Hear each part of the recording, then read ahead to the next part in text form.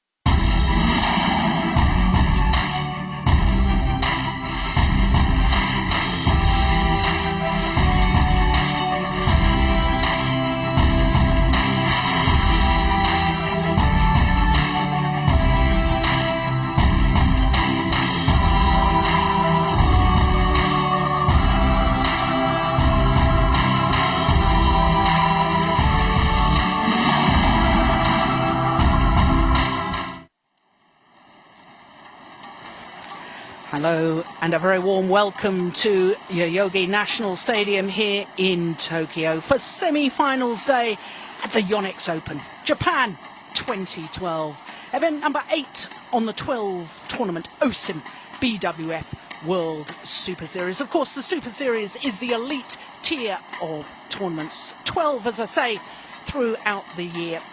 And in fact, 5 of those 12 are even a higher status 5 premier events. Plus, of course, we have the Super Series Finals. The top 8 players or pairs in all 5 disciplines qualify for the Super Series Finals that will take place this year in Shenzhen from the 12th to the 16th of December.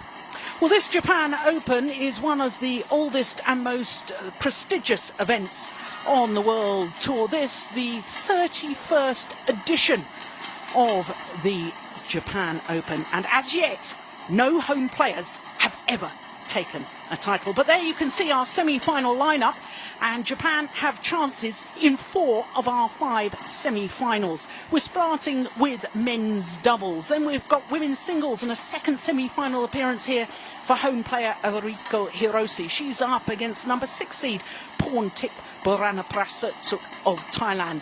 Men's singles, the 2-time former champion, number 1 seed Lee Chong-wei.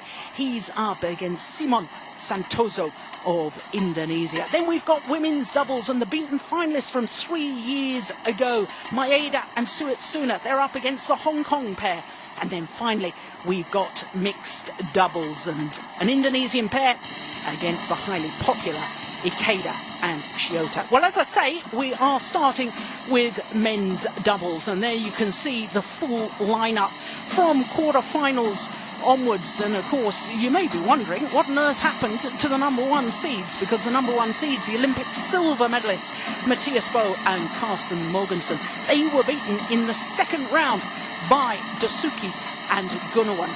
And then, of course, that Indonesian pair beaten yesterday in the quarter-final to set up this semi-final with the Japanese pair unrated and unheralded before this tournament against the number 7 seeds, the Asian champions of Kim Ki-jung and Kim Ra-sang. So the Japanese pair of Hiroyuki Saeki and Ryota Tarahata. Here they come. What an occasion for them. A huge round of applause for the Japanese pair. The Asian champions, Kim Ki-jung and Kim Sa-rang, who of course won the Asian title in Qingdao earlier this year. Well, for the Koreans, they've experienced a Super Series semi-final prior to this, because of course they were semi-finalists in the first of the Super Series events this year, which happened to be the first premier event of the year, the Korean Open.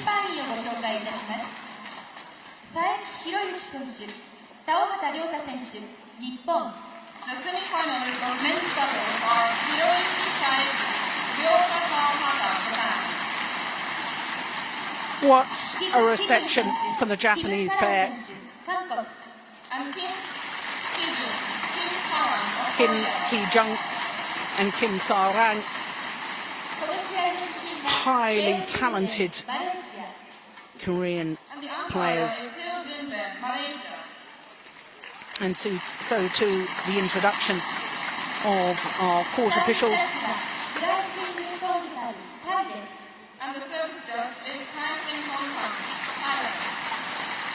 Kagin Beng of Malaysia and Kai Sing Thongdup of Thailand are court officials for the first of our semi-finals this afternoon.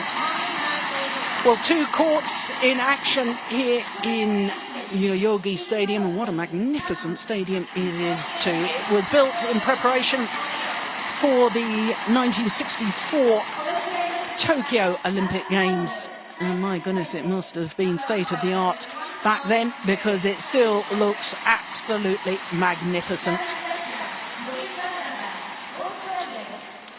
Well, for the Japanese pair, Saeki and Torahata,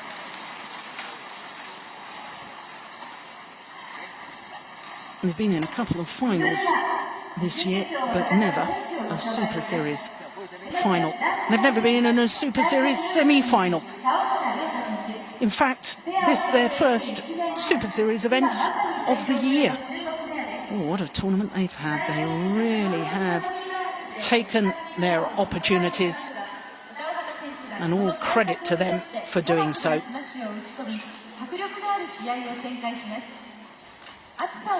Well, I can't help but wonder whether the nerves will play a part. It's such a huge occasion for the Japanese players. That said, the Koreans, the Asian champions, have never been in a Super Series final, so they too may feel the pressure. Well, there you can see their world ranking. It's actually up 2 places from a week ago, but they're the 6th ranked Japanese pair in men's doubles. They have been as high as 62 in the world, and you can see their win-loss record for the year translates into those couple of finals I was mentioning. The Austria International, they reached the final, as indeed they did in Canada. There you can see how they reached today's semi-final. First round victory over the number 4 seeds Bodin Isara and Manipong Jongjit in 3 games, as you can see. And yesterday's quarter-final against Dasuki and Gunawan ended in controversial style, because the Indonesians given a red card on a match point, and therefore the match awarded to the Japanese pair. So to the Koreans, and Kim Ki-jung, 22 years of age, Kim Sa-rang, 23, 16 in the world ranking, and the number 7 seeds, of course, and their win-loss record for the year. Well, I have to say they've been pretty impressive so far. Winners, as I say, of the Asian Championships, a couple of semi-finals as well. Not only that Korean Super Series event, but also the Vietnam Grand Prix 4 weeks ago. We're looking at their path through to today's semi-final, and you can see their last 2 matches against Japanese opposition. So today's semi-final, 3rd Japanese pair they've met in as many rounds. Of course, their quarter-final yesterday was against the number 3 seeds, Hiroyuki Endo and Kenichi Hawakawa, who of course reached the final of the China Masters last week. 3 games it was in their quarter-final, coming back 21-17 in a match lasting just 3 minutes shy of the hour mark. So for the Japanese pair, this unexpected and a happy occasion for them. They've thoroughly deserved their place here in today's semi-final.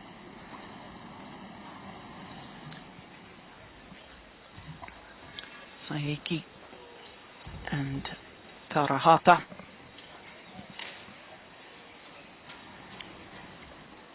Against Kim Ki-jung and Kim Sa-rang. All about set to go. Final preparations and the announcement Ladies by the umpire. and gentlemen, on my right, Hiroyuki Saiki and Ryota Tauhata, Japan. And on my left, Kim Ki-jung, Kim Sarang, Korea. Hiroyuki Saiki to serve, to Kim Sarang, love all, play. The semi-final of the Yonex Open Japan 2012. Well, I thought nerves may play a part, and the error on the serve from Saeki perhaps just proving my point. Saeki, of course, 25 years of age, his partner 23.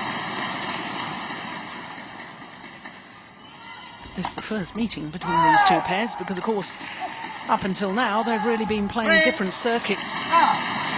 This Japanese pair playing Grand Prix events and international challenger events. But it's not the start that the home fans and the home players would have wanted.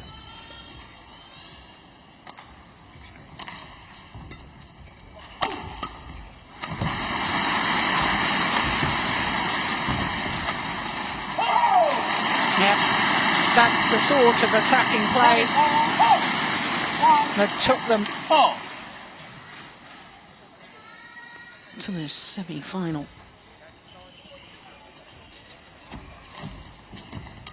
That's good. Well, I said he was perhaps a little nervous right at the start, but Saeki absolutely pouncing on that one. Service fault called. Racket not pointing in a downward direction. Several serving rules in badminton. Racket's got to be pointing downwards. You've got to strike the shuttle below the waist. Got to strike the cork of the shuttle first. Not allowed a double movement of the racket. Feet must be still. It's all very complicated, and that's why we have a dedicated service judge just to watch the serves throughout the contest.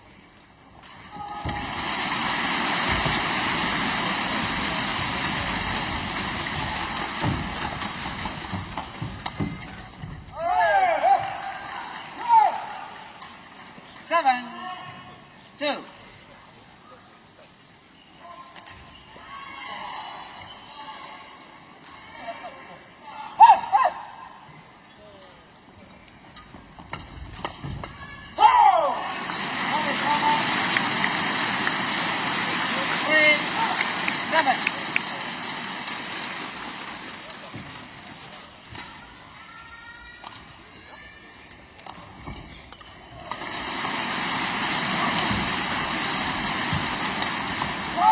No, he's so sharp on the net. Service over. 8-3. Kim Sarang. I remember watching him play in the Thomas Cup final against China when he was teamed up with Lee Yong-dae.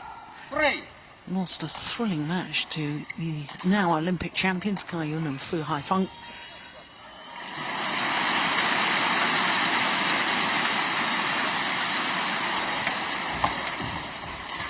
Oh, that's clever. Yeah, really nice play. Korean pair do combine very well indeed.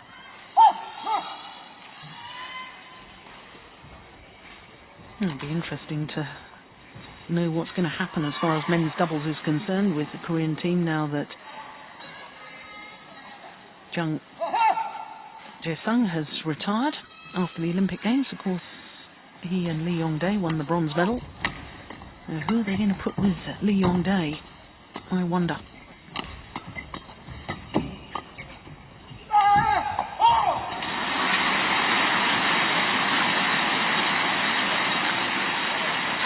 Service over.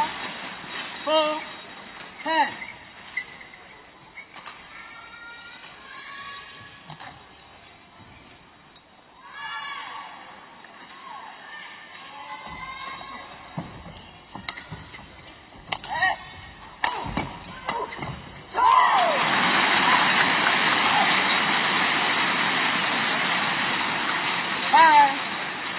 when they get the opportunity to attack, the Japanese pair are very, very impressive.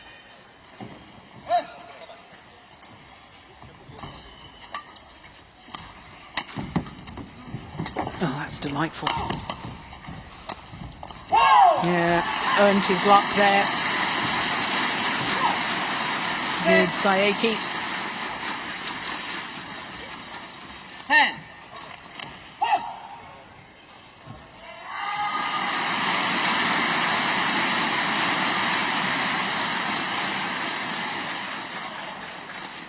Tall man, Taruhata.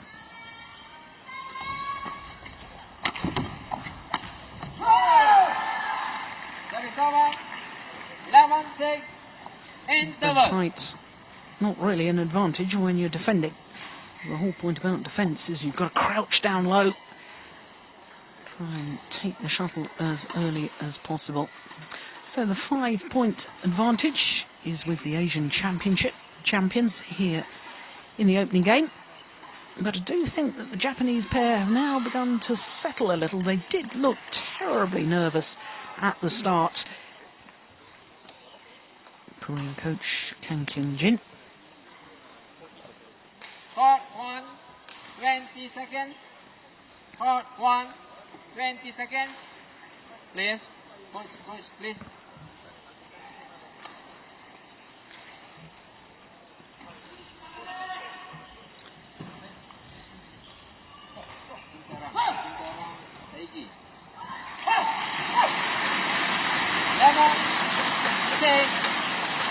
Play.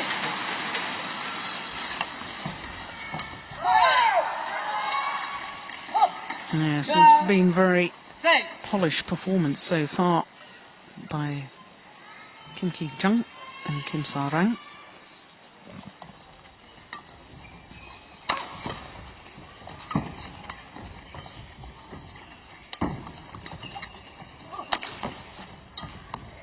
Well, there's another example.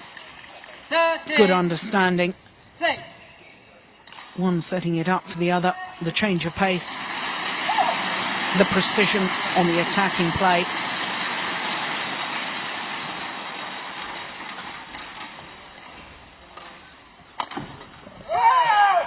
Yeah. And there's a prime example. The smash aimed towards the right shoulder of Saeki. Yeah. Very, very difficult to defend that.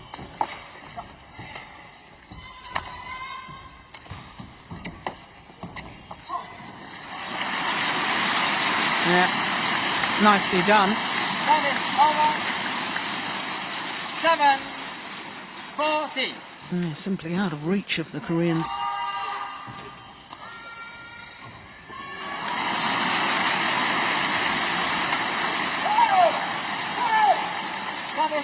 A little look from the Japanese pair towards the line judge, but I think it was a correct call.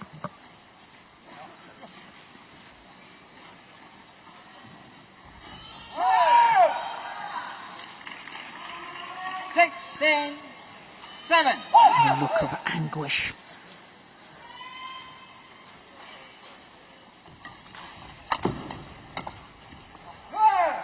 Oh, that time it's called out.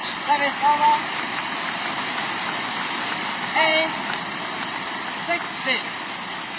Oh, good call too. Good judgment.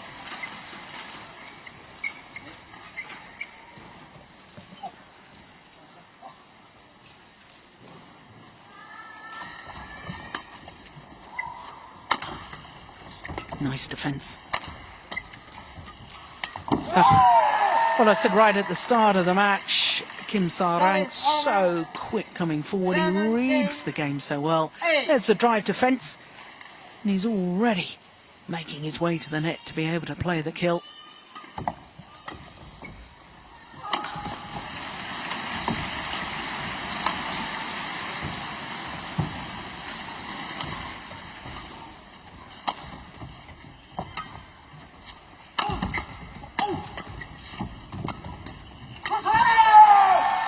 There he is again. Magnificent. turning the defence. 18. And that's the opportunity to move forward. Look how the Japanese players force back in court, having been in the attacking formation. Of course, the attacking formation, in very basic terms, is one player at the front of the court, one heading down from the back. Defensive formation is players standing side by side in the court. That's how you can tell whether a player is really on the defence or the opportunity to attack. Just wide, and now game points have come around, in all honesty, a little too quickly. Service over. Reprieve. 9. Error on serve. 20.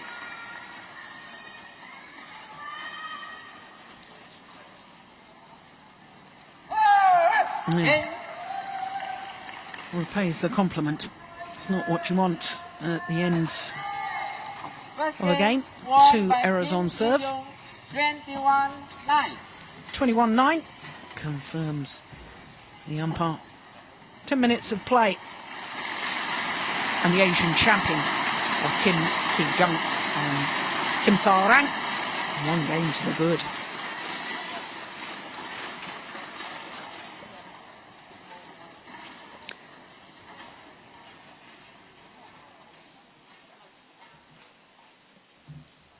Well, that was the final error on serve from Saeki. He started the opening game with an error on serve, and he finished the game with an error on serve. Well, as far as the Koreans are concerned, a very polished performance. And I'm sure their coach has been saying, do not let up at all. Keep the pressure on, keep the intensity. And the Japanese coaching staff still working very hard with Karahata and Saeki.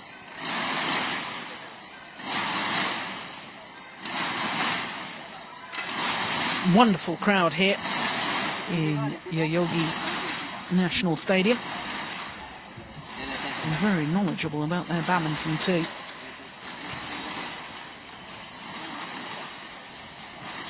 Court 1, 20 seconds. Court 1, 20 seconds. Well, it'll be interesting to see if the Japanese coaches have asked their players to try and change tactics at all, or whether they felt it was really just a question of settling the nerves. Second game, love all. Either way, there's no denying that if they don't do something very different, they'll be out in this semi-final before they know it.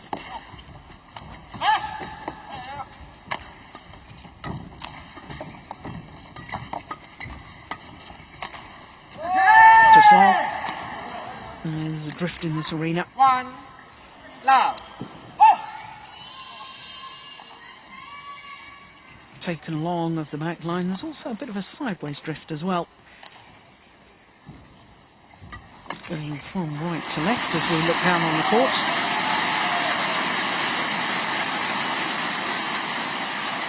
Two, love.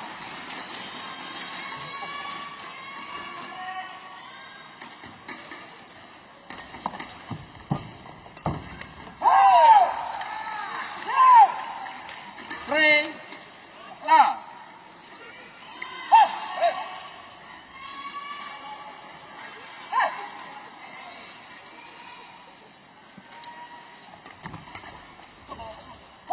Pushed it wide, and now the opportunity perhaps for the Japanese pair to get themselves on a roll. Good low serve, hunt the third shot. That's what's required, that's what's so important in doubles.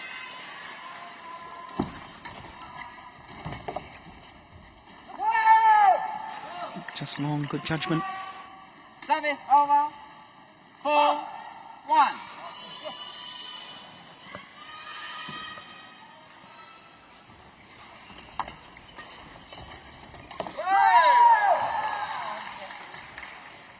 Five, 1.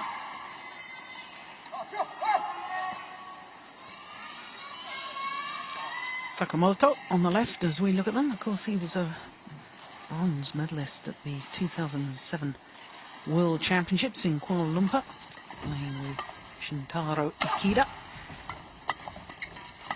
who we, of course, will see playing later in the mixed doubles.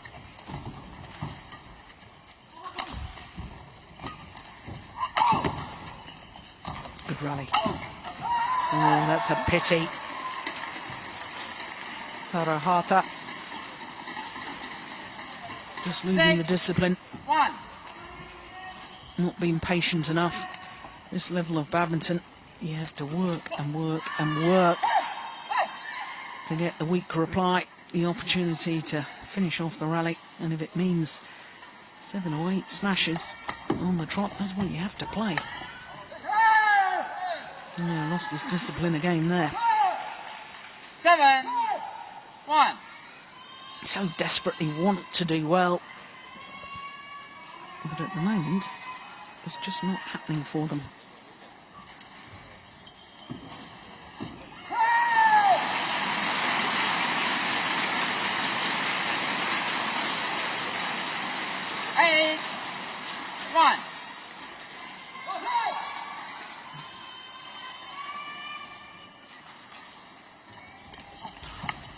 Yeah, that's a good return of serve.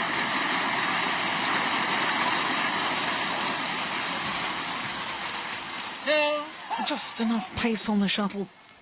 Keep it flat over the nets and past the net player.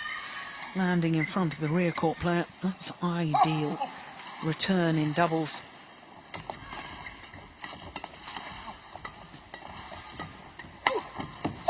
Yeah. He's alert at the nets is Saeki. 3. 8.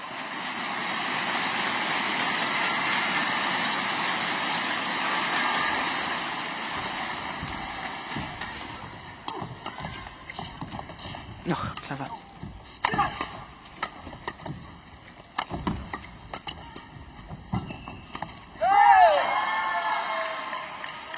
Yeah, the Korean pair just apply so much pressure the whole time.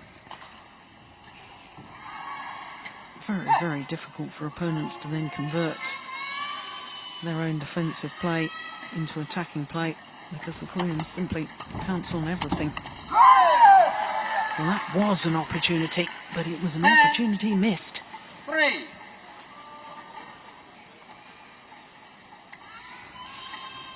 There was a big, big gap across court. He knows it. Tarahata.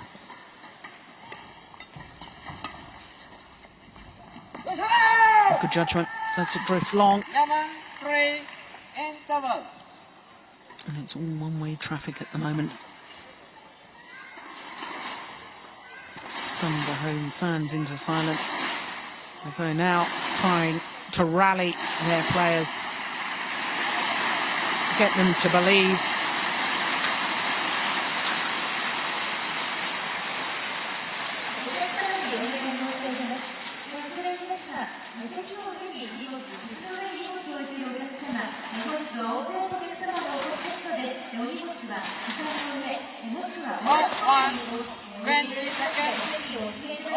Kim Sarang, I remember, is a very talented singles player.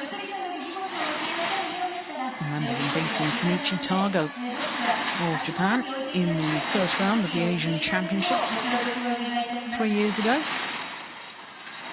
I thought perhaps he was the singles star of the future, but Korea have decided that they really want to concentrate in doubles, as indeed they have done with a number of their young players. Oh, and that's a great power smash from Tarahata. 11.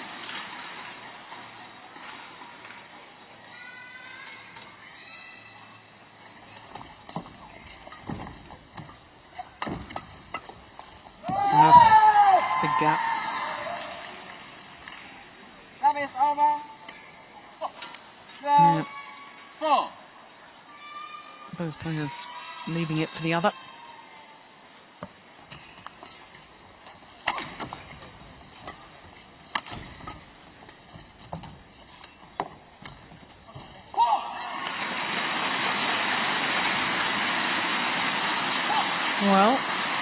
casual backhand there from Kim Ki-jung.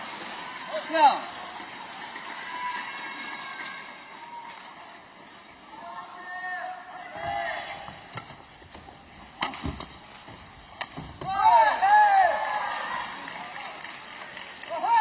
Service over.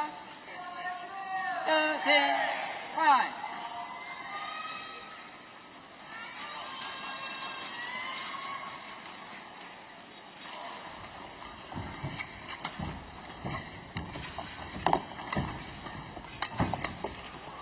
That is phenomenal.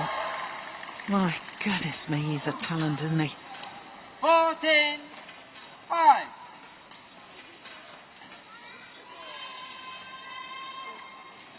Well, I was going to say a star of the future. I'm not sure that he isn't a star for the present.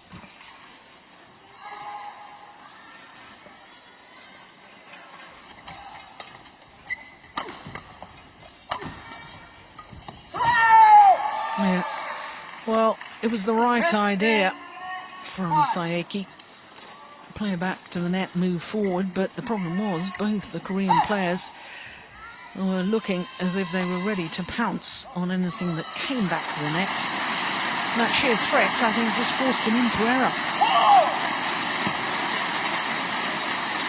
Another error on serve, but I suppose when you have a 10-point advantage, as they did at the time, of that error,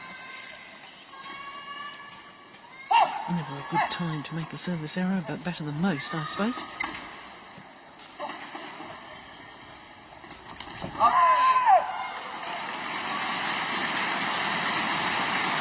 Service over.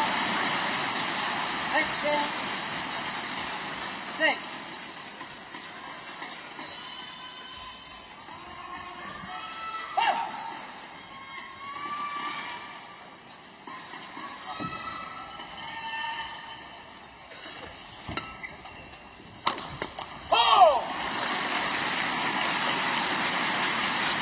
Service over. 7-16.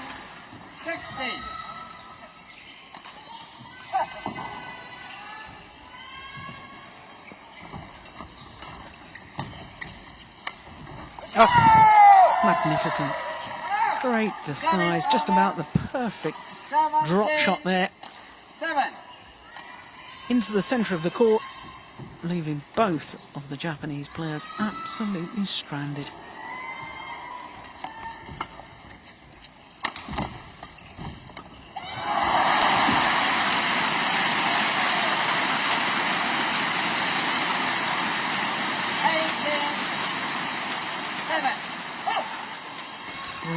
Points away from their first ever appearance in a Super Series tournament final. Yeah, that's nice. Good interception.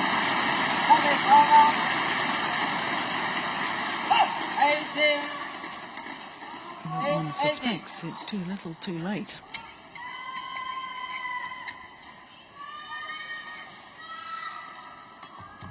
Good flick serve. Oh, it's just long.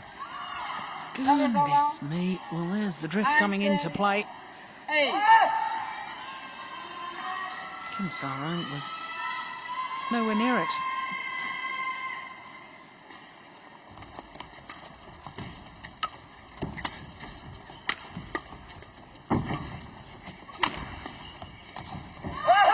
Delightful. Incredible player. Match And point. now 8. a whole host of match points for Kim and Kim.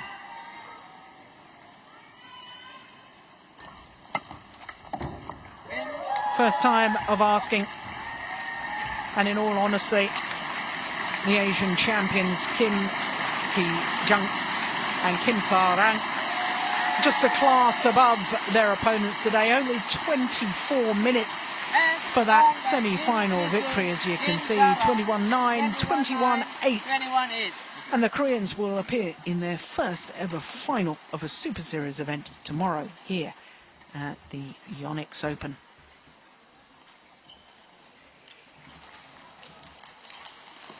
Couple of shuttles being hit some lucky fans, lucky mementos.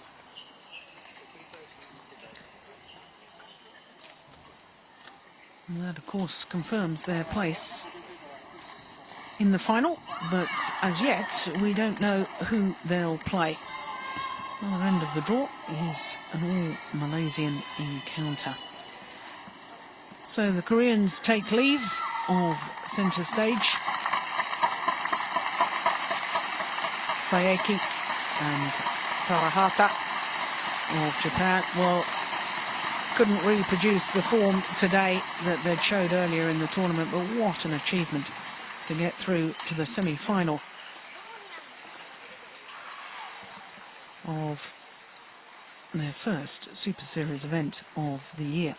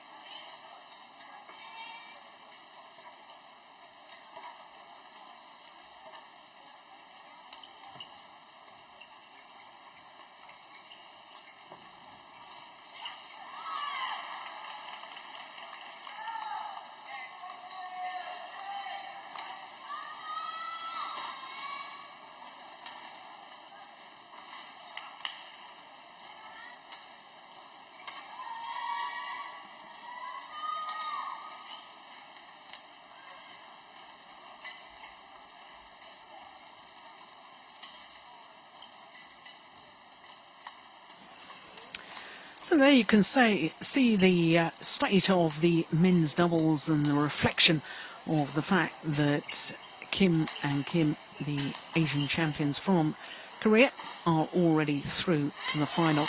I was mentioning that the other semi-final, an all-Malaysian affair with Hoon Tien Hao and Tan Wee Kiong up against Koo Kian Kiat and Tan Boon Hyung. So that's the first of our semi-finals completed, and there you can see confirmation of that score and confirmation of our 4 matches coming up next. And the next up, women's singles, then we'll have men's singles, the only semi-final we have for you this afternoon that doesn't involve Japanese players. Then women's doubles, and last of all, mixed doubles. So a great lineup still to come. But let's look forward to the women's singles. Enrico Hiroshi, who for a second time in her career will appear in a Japan Open semi-final. The last time was 3 years ago. Now, as you can see from that, the number 1 seed, the former champion, Tina Bown, 2007 winner she lost yesterday in the quarter-final to Pontip Borana Prasatsuk, who of course we are going to see right now up against the home player, Enrico Hiroshi.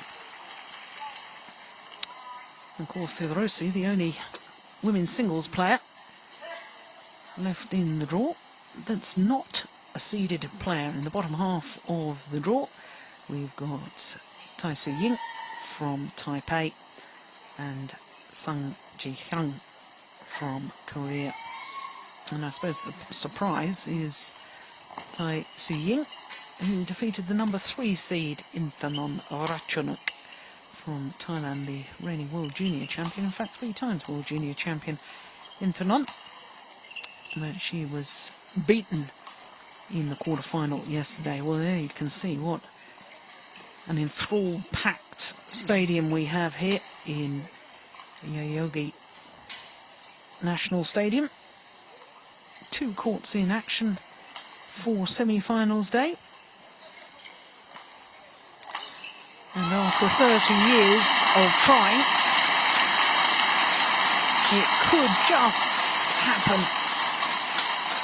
More than happen, because there's plenty of chances this afternoon that Japanese players could take a title here at their home event. In fact, it's possible it could be an all-Japanese women's doubles final. But let's not jump ahead of ourselves, because of course all the action from the remaining semi-finals yet to come.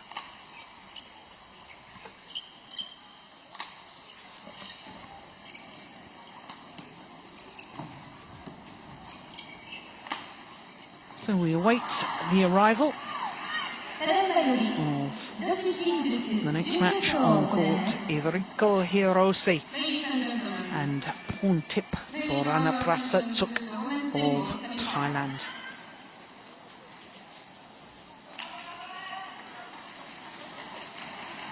The young Thai player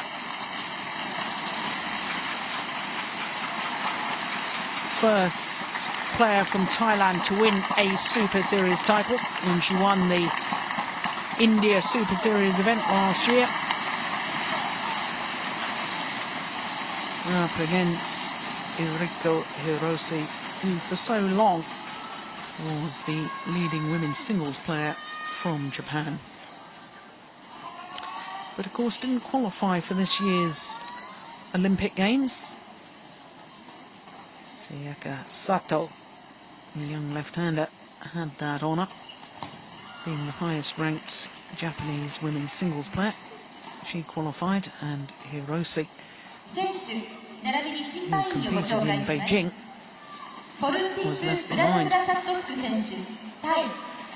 Number 6 seed, Pontip Borana Prasatsuk of Thailand.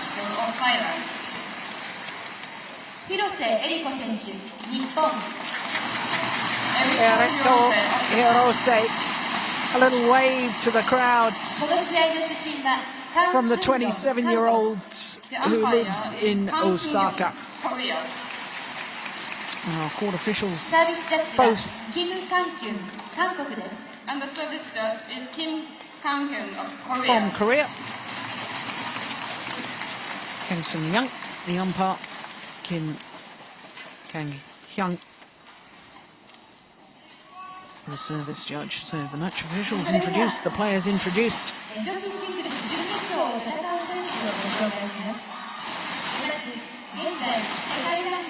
Well, there's no question where the support is lying. Listen to the crowd. The thunder sticks just along from my commentary position. I mean, banged in unison. This is a match they've looked forward to. This is a player that has carried the expectations of Japan for so many years. A semi-finalist in 2009, lost out to the eventual champion Wang Yihan in 3 games. For this lady, Porntip Boranaprasa took 20 years of age, although she'll turn 21 next month. Up one place in the world ranking to number 13 this week. Number 6 seed, as you can see, and her win-loss record translates into winning one tournament. That was 4 weeks ago, won the Vietnam Grand Prix. But apart from that, as in all honesty, she's played an awful lot of tournaments this year, and yet has not progressed through as far as she would like. Well, my goodness me, what matches she's had to get through to this semi-final. First round against Nicole Greta from Canada, 3 games there. Then against her teammate Jindapon, 3 games, having dropped the first in the second round. In fact, in the deciding game, she was 10-17 down, and then 17-20 down. She saved 3 match points in that second round. And then in the quarterfinal, magnificent display against the 2007 winner, the number 1 seed Tina Baun from Denmark. As for her opponent, Iriko Hiroshi, the 27-year-old, as I say, who lives in Osaka, down 1 place in the world ranking this week to 22. But she has been as high as 7. That was exactly 2 years ago, the end of September in 2010. 1 week she spent at number 7 in the world rankings. Well, she had a tough battle in the first 2 rounds. And she too, like her opponent, has had to save match points, because in the second round she was 18-20 down against Mitani, her teammate. Hour and 10 minutes, saved 2 match points on a run of 4 points to close out the game. And yesterday, against the number 4 seed, the left-handed Bae Young-ju of Korea, 21-7, 21-15. That was a surprisingly easy victory, I felt, for Iriko Hiroshi. In fact, I did wonder at one stage whether the left-handed Korean was fully fit, because she really didn't seem to be moving around the court in her usual fashion. That said, of course, I thought Iriko Hiroshi was outstanding in her quarter-final yesterday.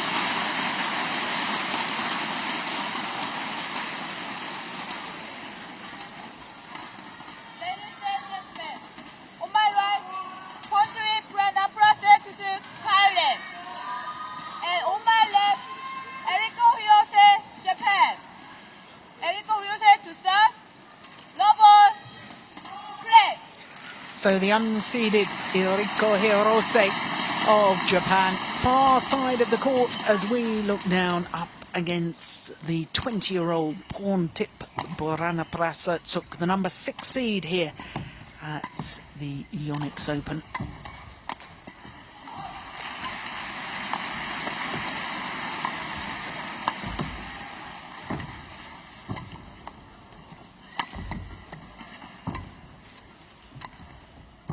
What a good opening rally. Who's going to land in? Yep. Drift coming into play. We've talked about it all week.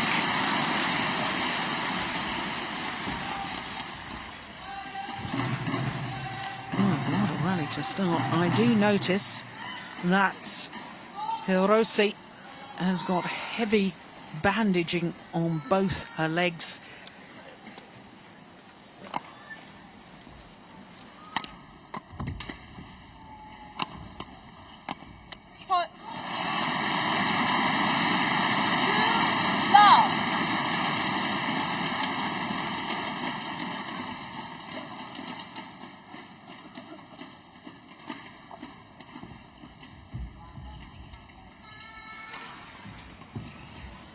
She started yesterday's quarter-final so well, did the home player.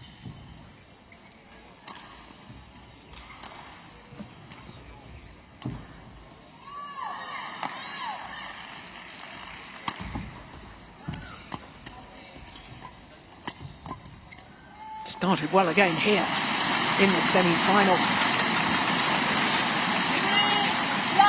Well, her first 2 matches were absolute marathon affairs. And I said before her quarter-final, I wondered whether Hiroshi would be struggling fitness-wise. I've already mentioned the fact that her legs are heavily strapped. Of course, she had a very, very serious injury back in 2007, and she completely tore her hamstring on her right leg.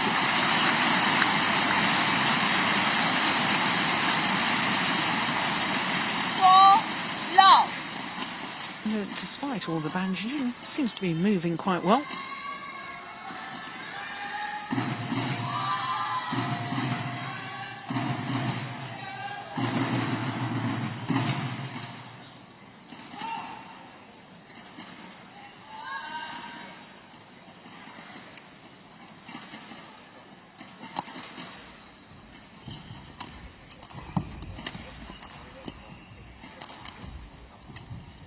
Oh, that's nice. From tip.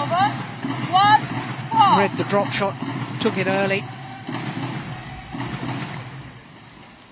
And the fact that she took it early meant she had so many options. Now this is the 5th meeting between these two players of the previous 4.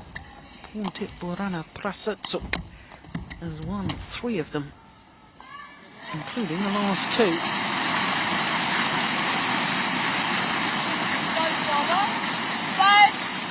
Only once when they've met. Has it gone the full distance, gone to 3 games? That was the first time they met. And the way that Hiroshi has started here augurs well for the Japanese fans.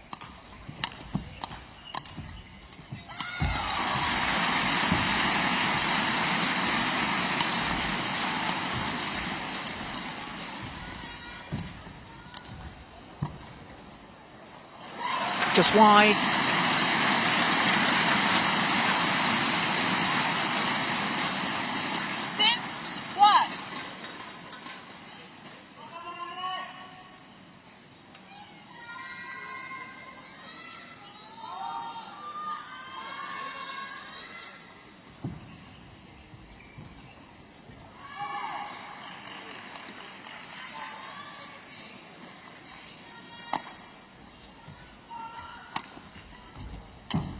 Oh, that's super play from the youngster.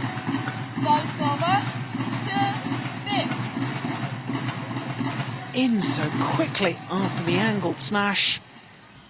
Real commitment coming forward. It's almost like tactics of men's singles.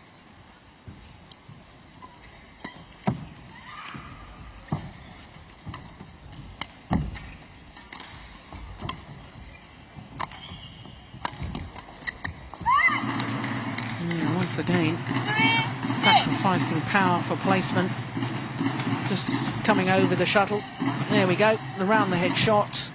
Played with accuracy down the line. And look how, by the time she's landed, she's moving forward yet again.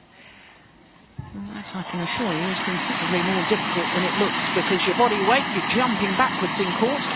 But somehow, mid-air, you change the body weight so that as you land, you're coming forward towards the net again.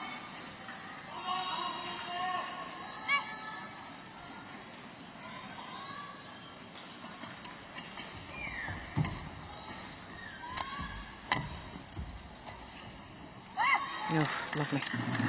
4-6. Greeted with almost silence. Deflected by the net cord. But once again, she was addressing the shuttle so early.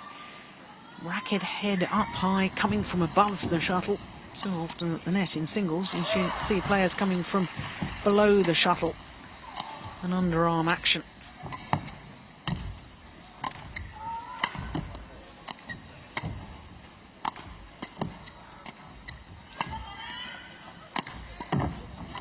Oh, good rally.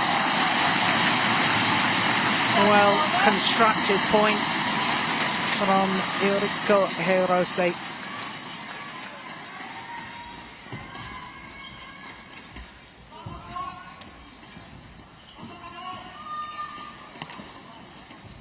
Well, there you go. You can see it appears to be right Achilles that's strapped, left hamstring. Well, that's all a bit concerning.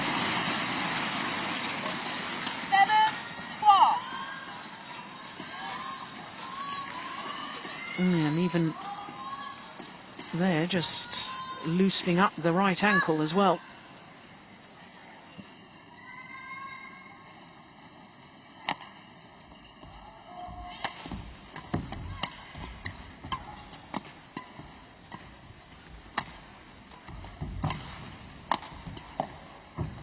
Oh, good net shot. Drop long.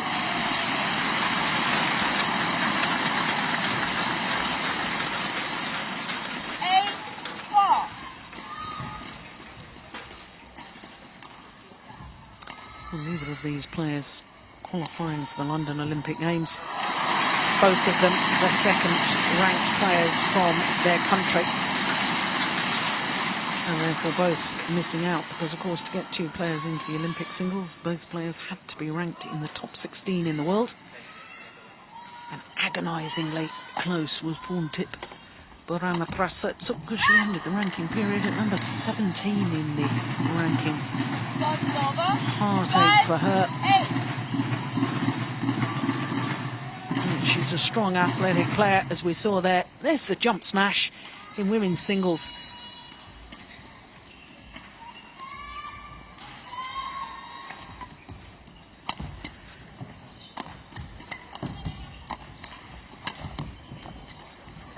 That's gone wide. I was talking to a colleague of mine earlier on in the week and saying how exciting a time it is for women's singles, because I think there's a number of youngsters, several from Thailand, one of course from Japan, or maybe a couple from Japan, Taipei as well, Korea included in that, India, a couple of young players in the women's singles discipline who I think are perhaps going to take the game to a new level and certainly challenge the dominance of Chinese players in this particular discipline. Oh, my words, this is exciting times for women's singles. And when you see jump smashes from players like Porntip, I understand why I make such comment.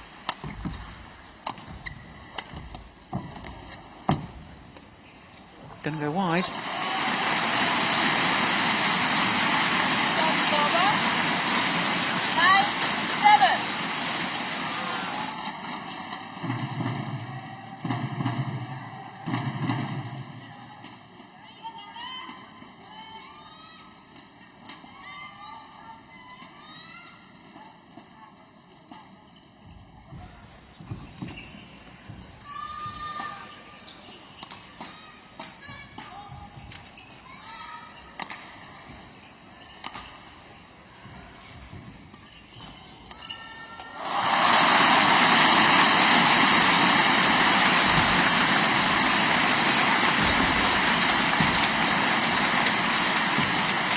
Oh my goodness me. What backhand. Oh, that is just phenomenal. Guiding it across court, that's because she's got this wonderfully loose, relaxed grip.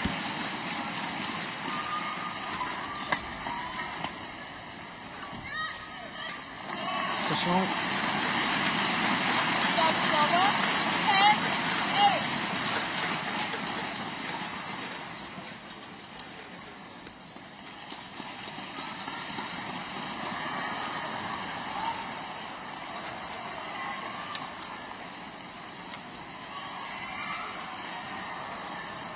Very deliberate, taking her time. Big high serve, the big wind up to that serve.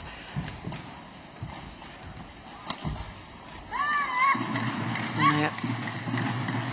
But it's this ability with the overhead shots to make them all look exactly the same, so you can't tell which way it's going. And with the jump as well, the extra elevation, therefore the extra angle and steepness that she creates.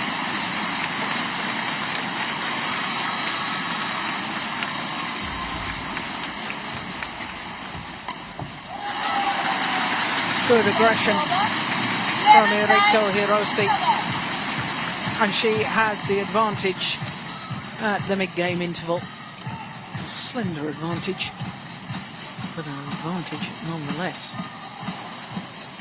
There the Thailand coach, Udam Pecharapon.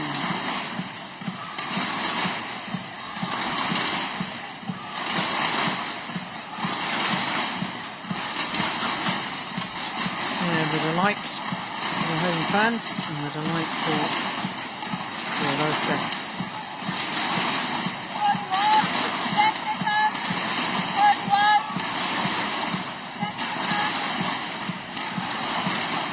You can just see in the background there the Thailand coach, Udam.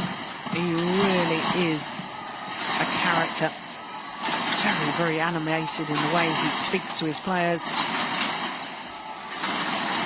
He's very, very involved at the back of the court. You know when he's happy with his players, and you know when he's not at all pleased. Some coaches tend to sit there expressionless. Not so with the Thailand coach. So can Hirose press home this advantage in this opening game?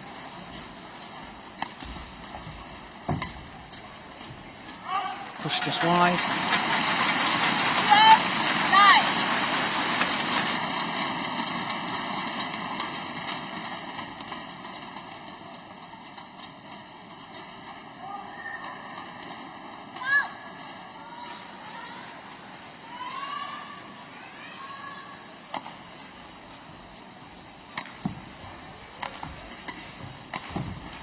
Missed it.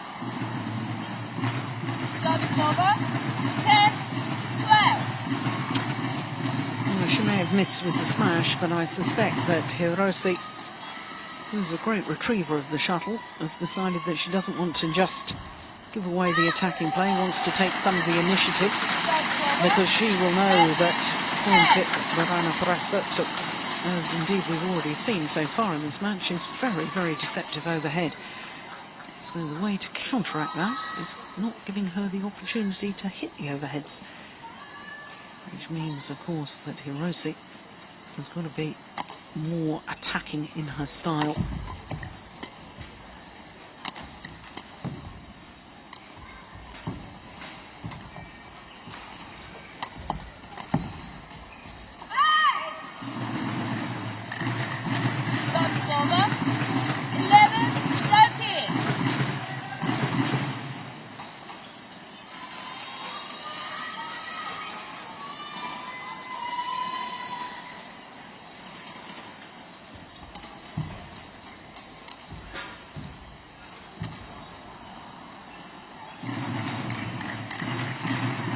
I just sense that Pontip is beginning to find her range and is really making the Japanese opponent twist and turn, get down low, push her to the back. Well, that is very much singles tactics. Try and outmaneuver your opponent.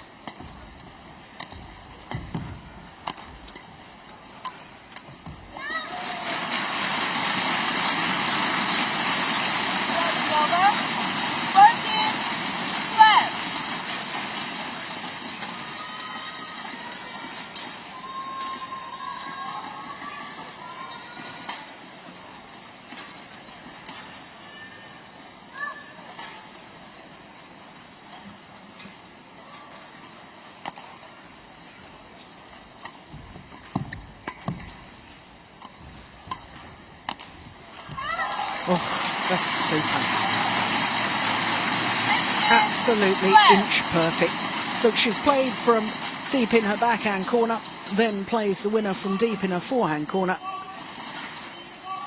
And leaping from the base position out wide. Yeah, so all that strapping on both legs, perhaps more of a precaution rather than a severe injury problem. Good judgment. My goodness, she almost hit that.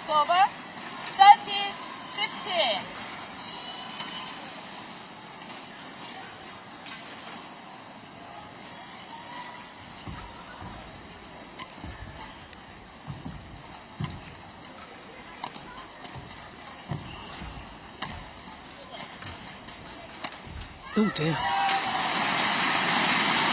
on that occasion, and she mistimed the jump.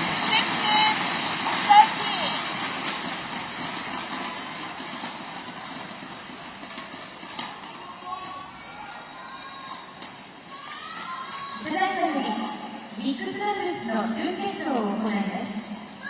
Ladies and gentlemen, please welcome the semi-finalists of mixed doubles.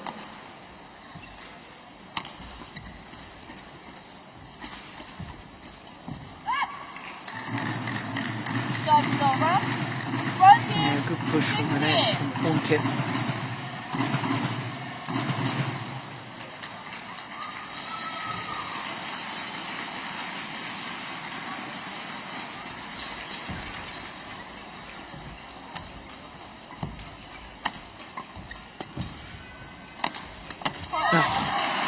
Well, that is wonderful attacking play from Hirose. チャン・ベンスン選手、ゴー・リュウイン選手、マレーシア。 Well, this is her 10th appearance here at our home event. The second semi-final, she's never progressed beyond this stage of the tournament.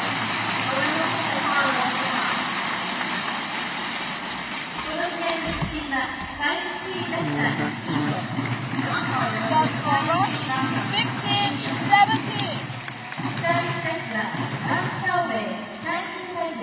And the third serve is one tower, Chinese Taipei.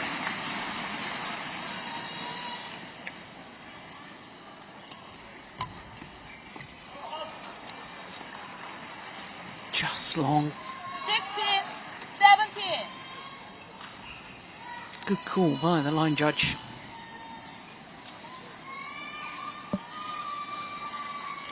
And all of a sudden, the deficit reduced to just one solitary point.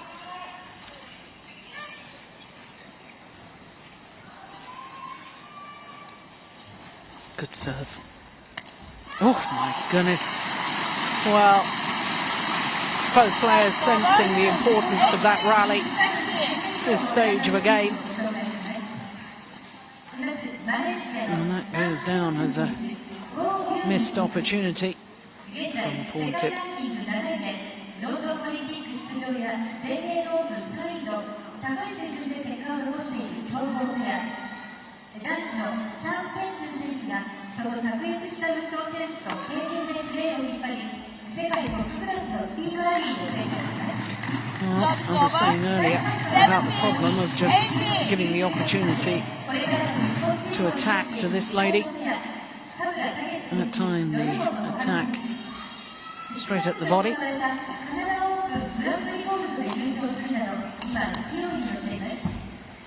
今大会は2度のファイナルゲームを制しており、気迫あふれる攻めの姿勢で、接戦でも一歩も引かない積極性が海外選手の脅威となっています。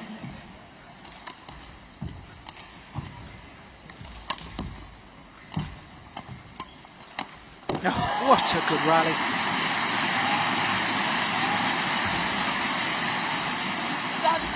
Brave play from Hirose. Look at that block. The defensive block turned the momentum of the rally.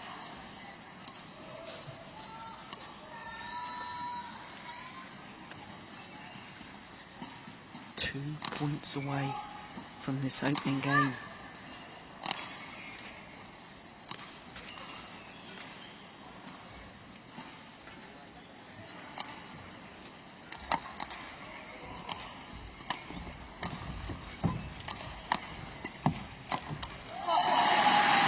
Make that 1 point away.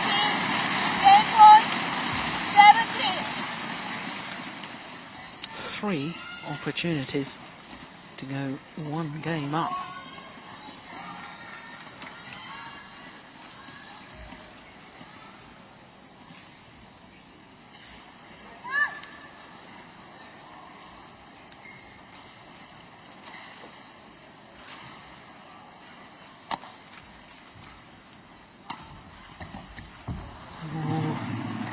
Ambitious shot. 18, 20.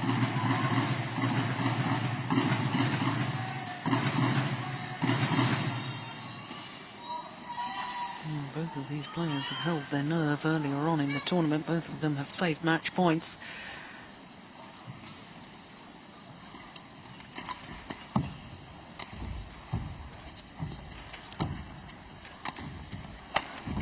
Oh, great play.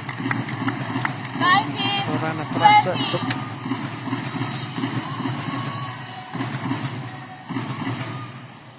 Two game points have come and gone. Just one more remains in favour of Hirose.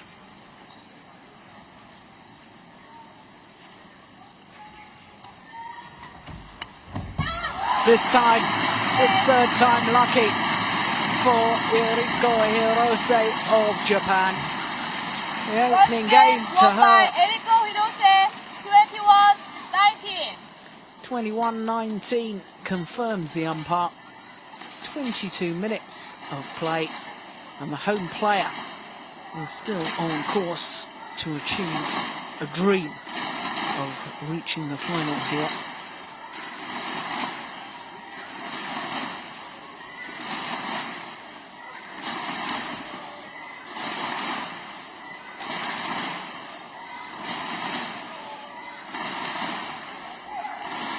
That's how the opening game was won.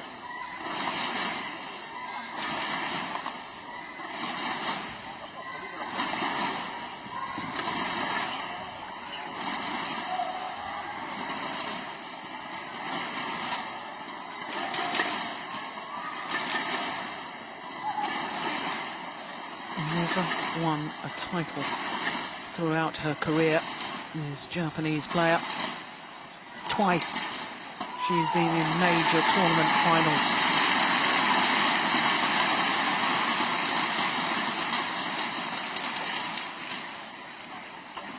First occasion was back in 2004 at the Indonesian Open, and of course last year at the All England Championships. Reached the final as an unseeded player, lost out in the final to Wang Xiaoxian of China. 20 seconds.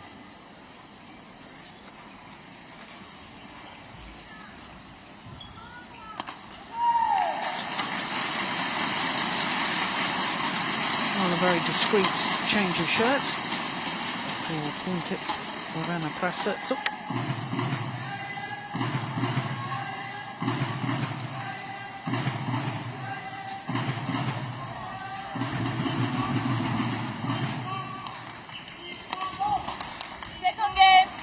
Well, we do get some characters as far as the fans are concerned here in Asia, and we love it.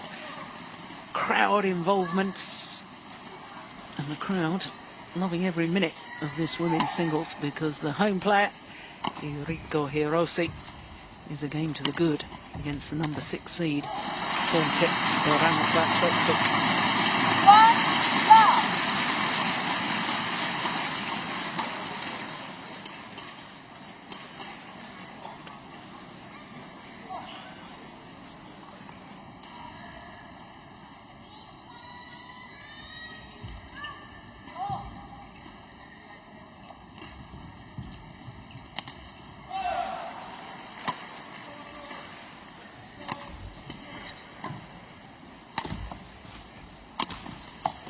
No, it's a good smash.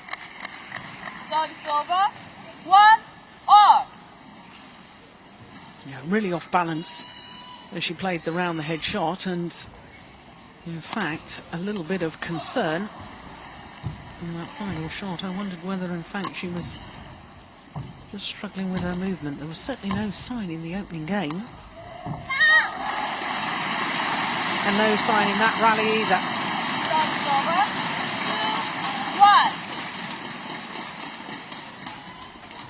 Isn't that lovely? Accurate, slow hop.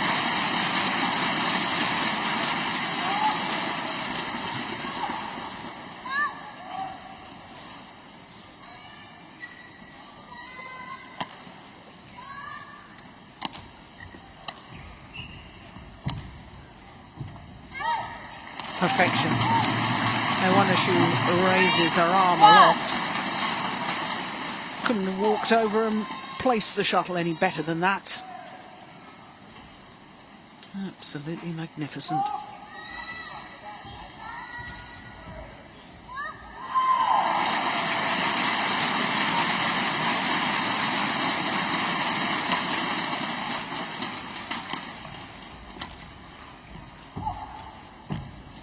Short. Yep. The lift from pawn tip. Deflected by hitting the top of the tape. There it was. Made the lift very short. And a tight spinning neck shot from Hiroshi. Doing the damage.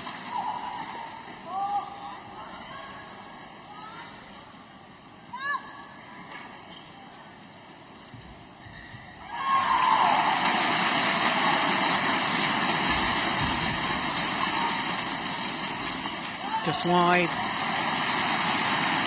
And there's an excellent start. 5-1 advantage, and he already won the first.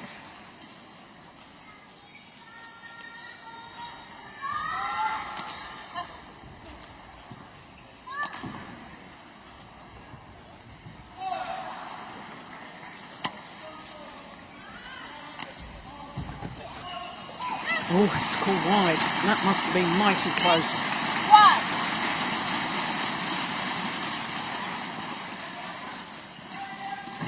Oof. Whisker.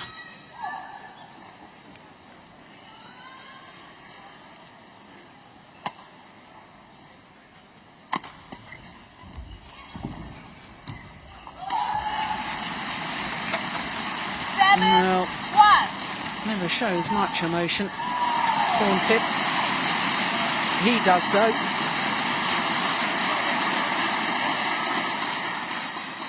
Still offering advice.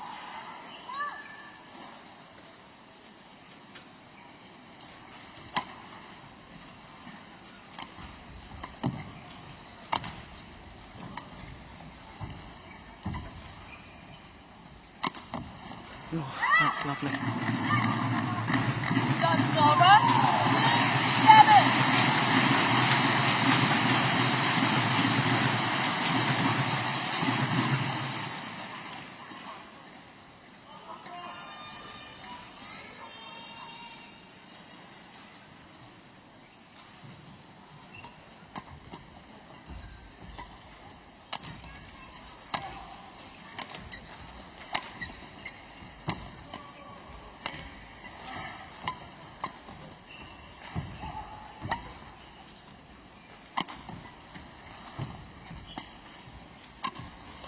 Oh, she's got it back.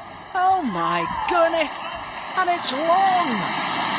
Would you believe it? What a rally.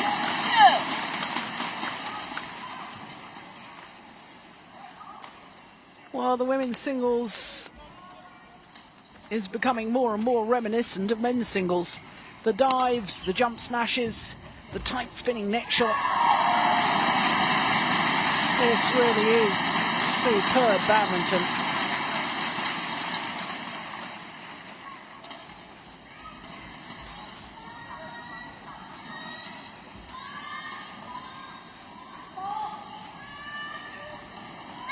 And a rally like that could demoralise this young lady from Thailand.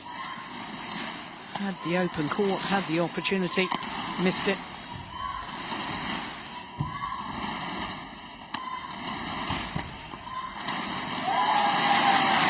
There's no doubts. The 27-year-old from Osaka is on a real roll at the moment. Good aggressive play.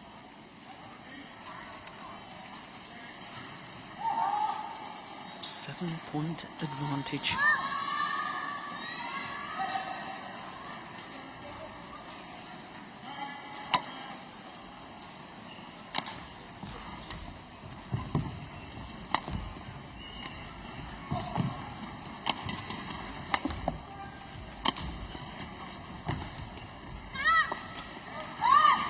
Always called good. Hiroshi doesn't like the call. Oof, no, good call, line judge. That was plumb on the line.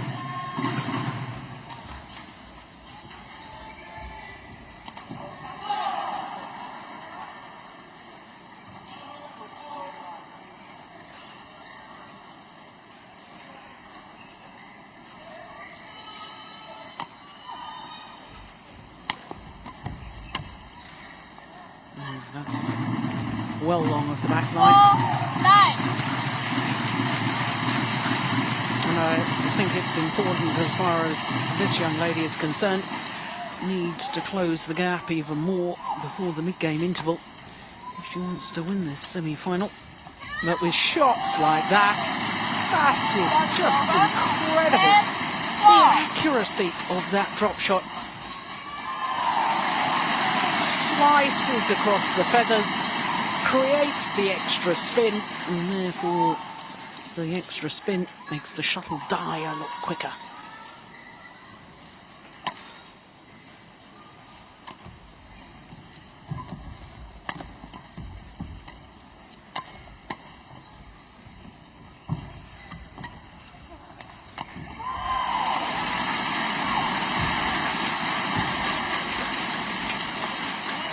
Oh, another one's landed on the line.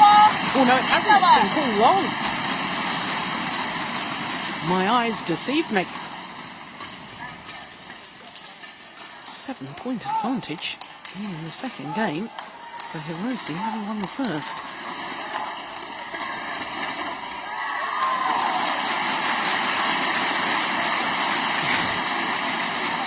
Coach Udom and Pekcharapon. Yeah, looking at that again. Line judge was right. It was long. I was wrong in my judgments. Yeah, that's why we've got line judges there. They're in the best place to see. All volunteers, the court officials, line judges, umpires and service judges, volunteer their time. Oh my goodness, they do a wonderful job.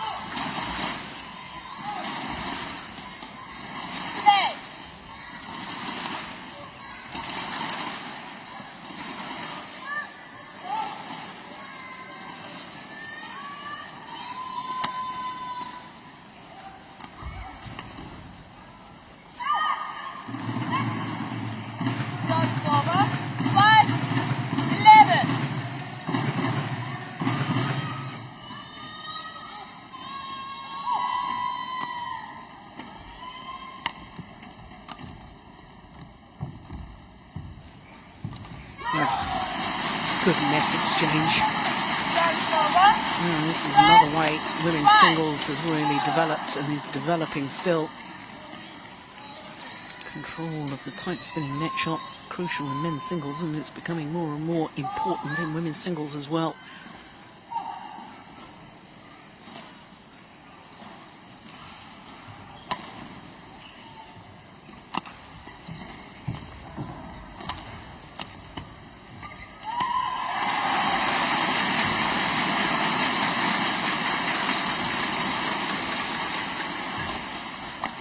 Yeah, well worked. Got Hirose out of position. This is the one that did the damage, that little hold and flick deep into the forehand corner. Clever.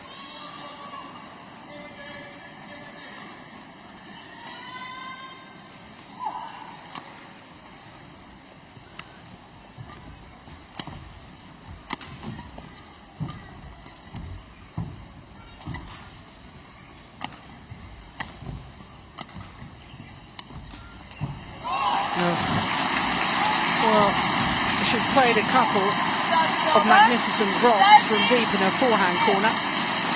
On that occasion, Hirose playing what we call around the head shot. And the cross-court drop there, disguise, precision, had everything.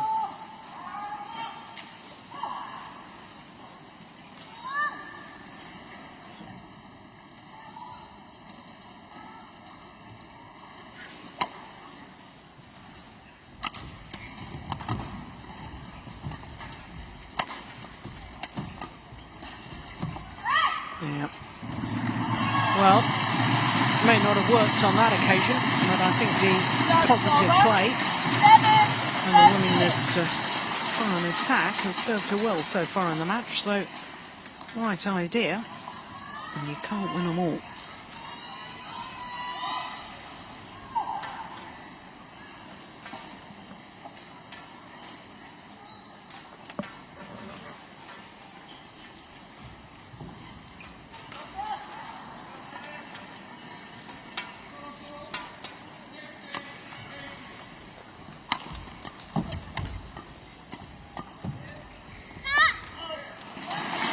Called long.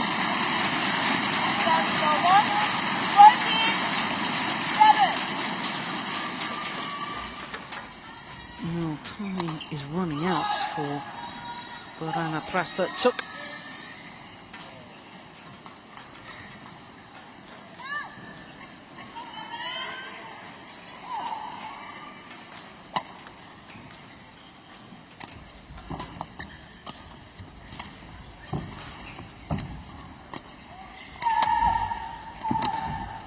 Oh, magnificent. Yeah, well, you can see from the expression there, the little clenched fist as well. Prasatsuk not giving up the fight yet. And that's good to see. Not only battling her opponent, battling the home fans here as well. Home advantage, so important in all sport. Oh, that's a lovely return.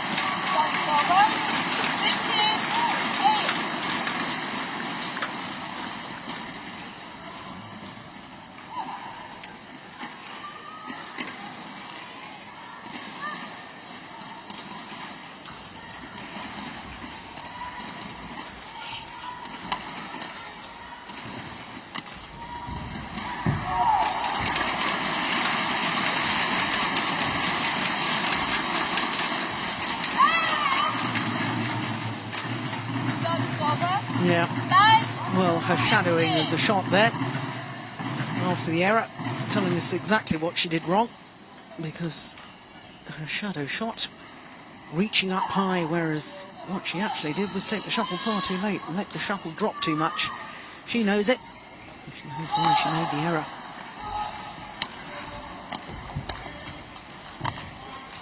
It's going wide and long.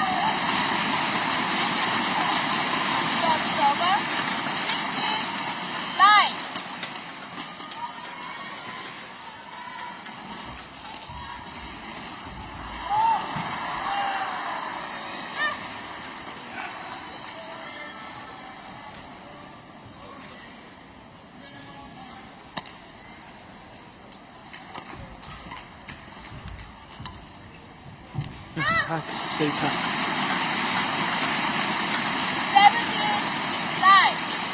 And what's been so impressive to me is the way she's controlled the match.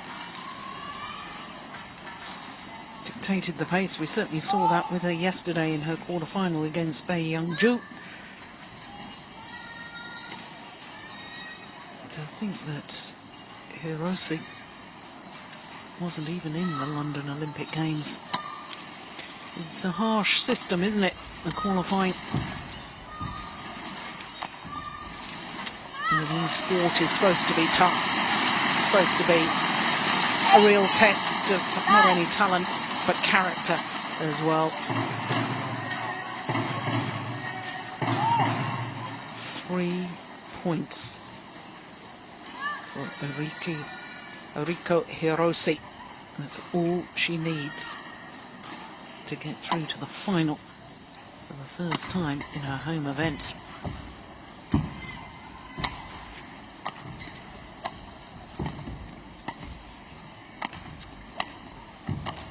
Oh my goodness me, that is superb.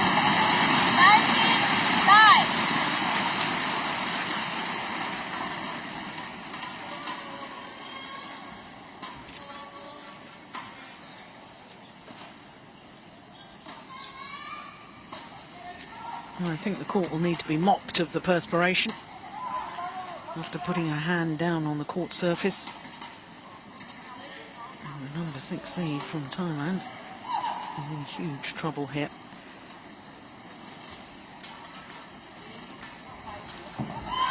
And she's in huge trouble because of the wonderful play of this lady. She's been in a Super Series tournament final before. Remember, of course, the All England Championships last year.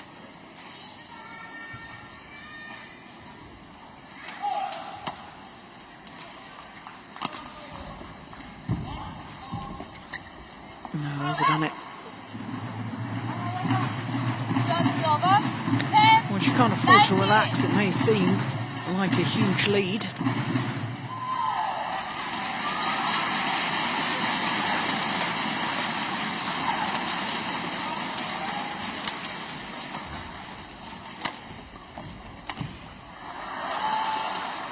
Oh, it was an open court. 11-19. Made the error. And funny old things can happen in sport.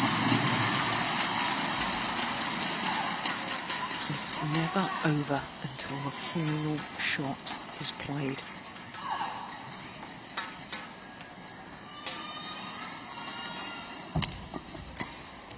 It's gone long as well. 12-19.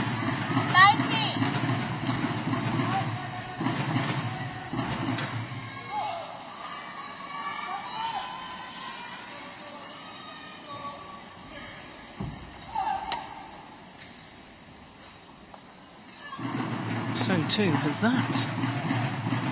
13-19. 4 straight points, and all of a sudden this second game has got a very different complexion on it.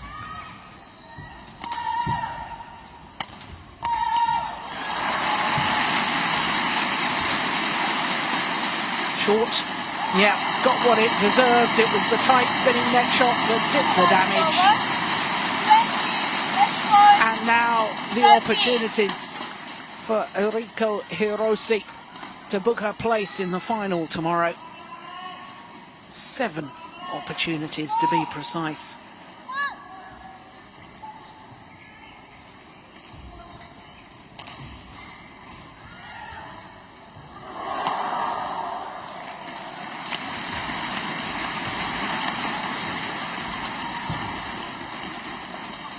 It's landed long, and long lost. At her 10th attempt, Eriko Hirose has booked her place in the final of the Japan Open. She's done it in 2 straight games against the number 6 seed Porntip Boranaprasa of Thailand. 21-19, 21-13. 44 minutes. And prior to this tournament, she hadn't progressed past a quarter-final this year. Coming good at exactly the right moments.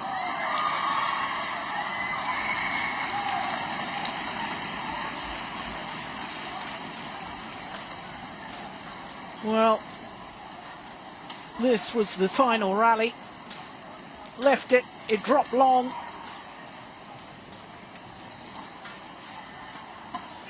And the absolute delights for the 27-year-old from Japan. Well, a little wave to the crowd, and so she should, because there's a big, big smile on the face of Eriko Hirose. Semi-finalist 3 years ago here at the Yonex Open Japan 2012. She's through to the final. Who knows? By the end of tomorrow, she might even be champion.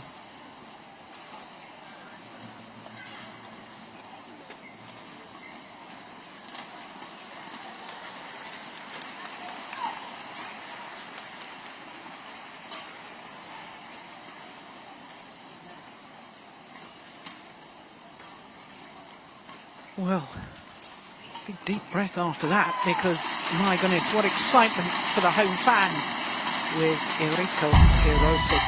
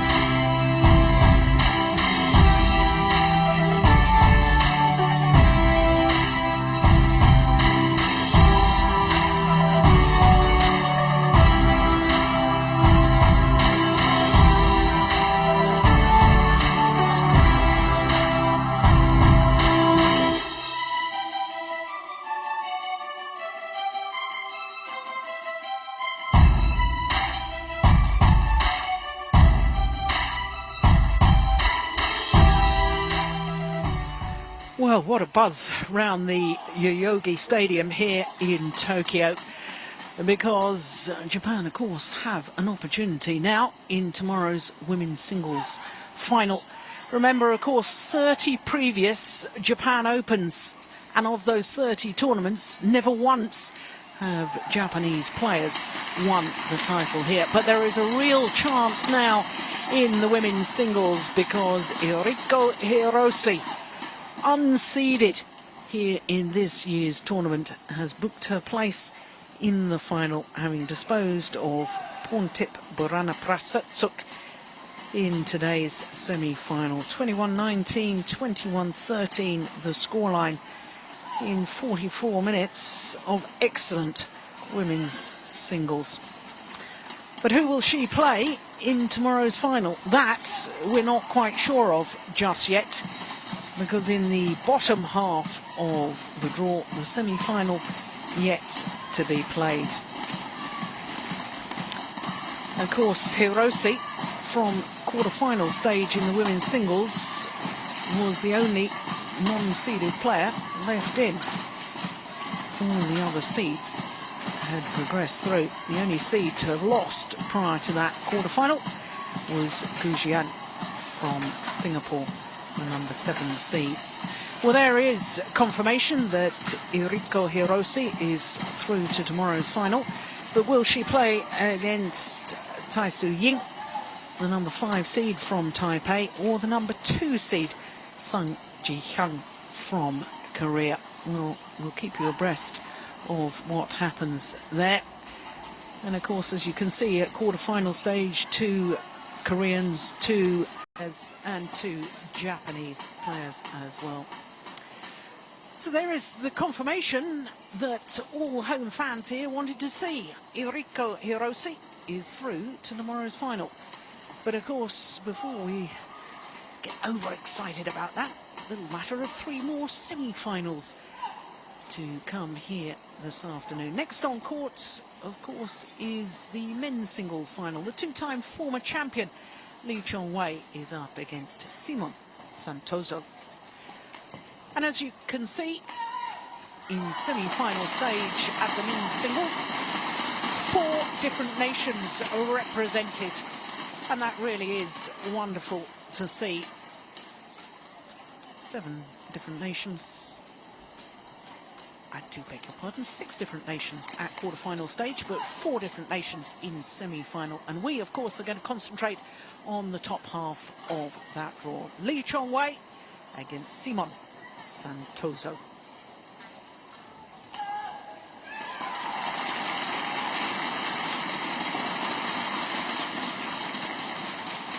So the fans here enjoying the action. And of course, I did mention that 2 courts in action here this afternoon at the Yoyogi National Stadium, and I can bring you right up to date with what's been happening on the adjoining court, because Japan have had success in the women's doubles as well, with Shizuka Matsuo and Mami Nato, the number 4 seeds, have beaten the Korean pair of Choi Hae-in and Kim So-young in 2 straight games, 21-14, 21-17, that encounter. So Japan already through to the final of the women's doubles. Japan already through to the final of the women's singles.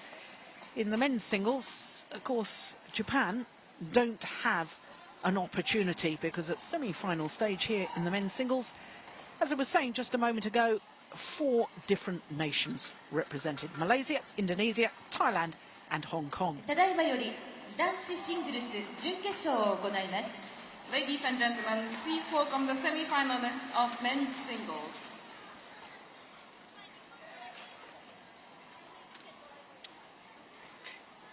So the men's singles from the top half of the draw. The number 1 seed, the 2-time former champion, Lee Chong-wei of Malaysia, up against the number 3 seed, appearing in his third Japan semi-final, Simon Santoso.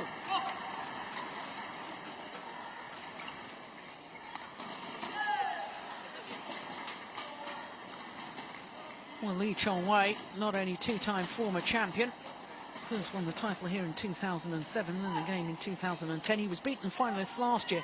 In fact, he's been in 4 finals in total. And the Malaysian here today, trying to make it through to his third consecutive Japan Open final, his 5th final in total. Lee Chong-wei 選手、マレーシア。 Former world number 1, two-time Olympic silver medalist, two-time champion here in シ Japan. モン・サントソ選手、インドネシア。 Up against the number 3 seed, Simon この試合 Santoso. の主審は斉藤敦史、 Santoso, 日本。 of course, the two-time gold medalist from the Southeast Asian Games. サービスジャッジは As the 伊藤澄子、日 umpire 本です。 and service judge are introduced as well. Atsuishi Seto from Japan and Ito Sumiko, also of Japan, are umpire and service judge. So there, Simon Santoso, the 27-year-old from Indonesia. And Lee Chong-wei, what a wonderful ambassador he has been for the sport. He's a great supporter of the Super Series event, and he's the most successful player in the history of the Super Series, which of course started in 2007. 12 tournaments each year, the Super Series, and Lee Chong-wei has won more than any other player. 25 Super Series titles, 42 titles in total. マレーシア、リー・チョンウェイ選手。 Number 1 seed, of course, world ranking has dropped to number 2 because, of course, for almost 4 years he was world number 1. And look at his win-loss record for the year, 34 and 4, and that translates into having played 6 tournaments so far. He's reached 6 finals, winning 3 of them. Of course, team events counted in that win-loss record as well, in case you think I've gone completely mad. But there you can see his path through to today's semi-final. Former world junior champion Victor Axelsen of Denmark in the second round there, and his left-handed teammate Chong-wei Feng in yesterday's quarter-final. So to Simon Santoso, the number 3 seed, number 5 in the world rankings. He's gone up 1 place this week. He was 6 a week ago. 29 and 10 his win-loss record for the year. Couple of finals he's been in, and of course the big one was winning his home event, the Premier Super Series event in Indonesia. That was his first ever Premier title, to go with the Denmark Open that he won back in 2009. Of course, in 2009 there were no Premier events as far as the Super Series was concerned. Well, as you could see with his path through to today's semi-final, he too, like his opponent, has won all of his matches in 2 straight games, as we look at our match officials for this semi-final. Let's make notes, though, of Simon Santoso's victory in his quarter-final yesterday against the number 7 seed, his teammate Taufik Hidayat.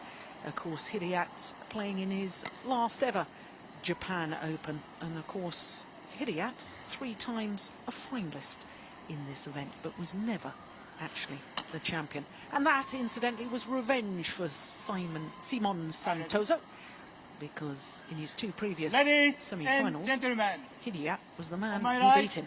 Lee Chong-wei, Malaysia, and on my left, Simon Santos, Indonesia. Lee Chong-wei to serve. Bravo, play. So to the men's singles semi-final, the 2-time former champion Lee Chong-wei, nearest to us, against the number 3 seed Simon Santoso. Lee Chong-wei, 4 times he's been in the final here in Japan. Trying to make it through to his 5th final, his 3rd consecutive. And when you look at the win-loss record between these 2 players when they've met previously, this is in fact the 10th meeting between the 2 players. And of the previous 9, Lee Chong-wei has won 8 of them. Only once has the Indonesian beaten the Malaysian. And if you're an Indonesian fan, that statistic a little bit ominous. Now, of course, the last time they met was in the last 16 of the London Olympic Games, and with Lee Chong-wei going on to take part in that wonderful and memorable final against Lin Dan. Lee Chong-wei obviously won their encounter in London, but it was very convincing. 21-12, 21-8. Service over. 3-2.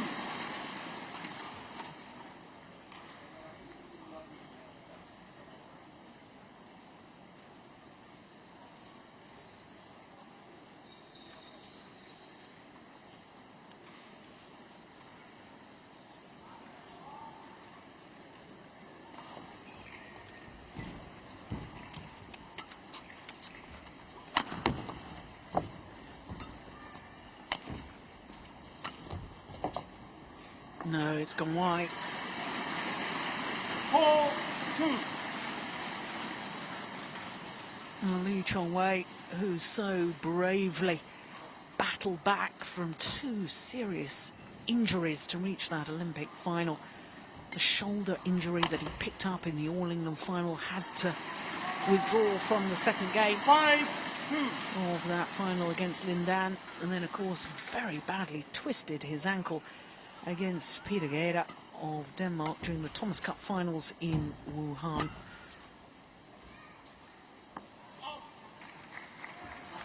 Had to contend with some personal issues as well, family issues, and for Lee Chong-wei just to make it to the Olympic Games was a feat in itself. To reach the final and produce such a match was simply incredible.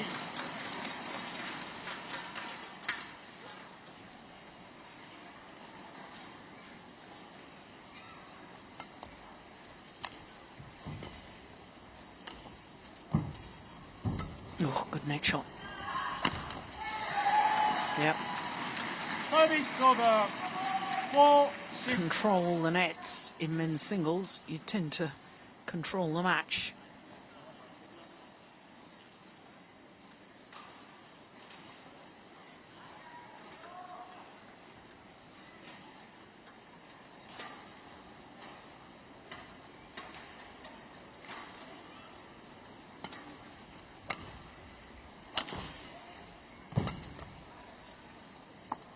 Yep, knew immediately his judgment there. Absolutely sound. 7-4. Oh,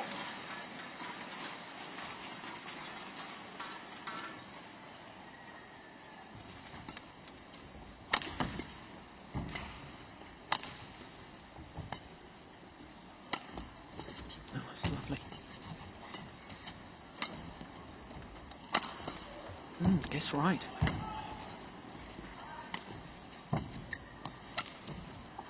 Oh, he's missed it. Service over. 5-7. Well, I know Lee Chong-wei was talking earlier in the week about one of his earlier rounds and saying, well, because I was playing a lower ranked player, wanted to try out some new techniques, going for various different shots that perhaps normally wouldn't go for. So even when you've been world #1, still looking to improve. And at the age of 29, that really is a measure of what a professional Lee Chong-wei Service is. over. 8-5.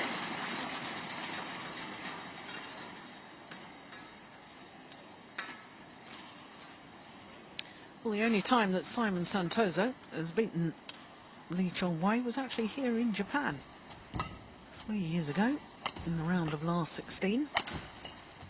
3 games he needed for his victory. That's just wide. 9-5.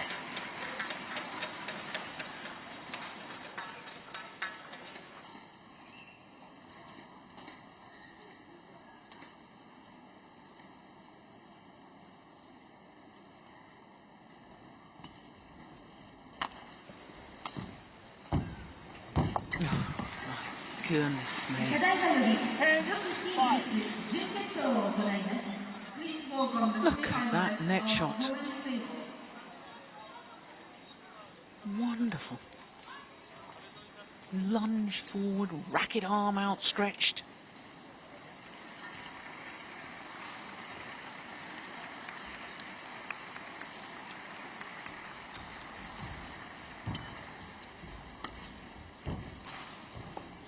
It's wide and to the mid-game interval with a 6-point advantage. And Lee Chong-wei at the moment looks to be in cruise control. 選手並びに審判員をご紹介いたします。第2位選手 Well, there's no doubting Simon Santoso and his ability. A man born in Tegal in central Java. スン・ジリュン選手 We saw that when he won the Indonesia Open.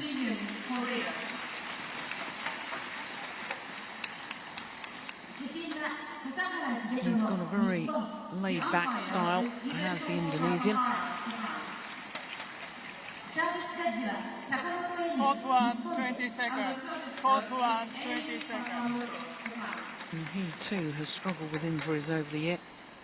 Santoso only played 5 individual tournaments back in 2010 because of a persistent back injury.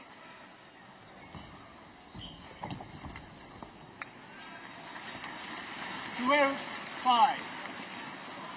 And I guess one of the problems, as far as Santoso is concerned, when you've lost your opponent so many times previously, 8 of the 9 occasions they've met, struggle to have belief. It's all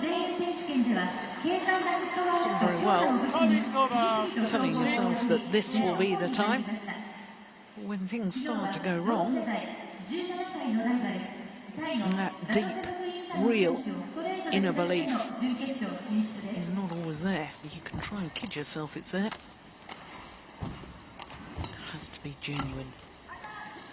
It's just wide. Service over 13-6.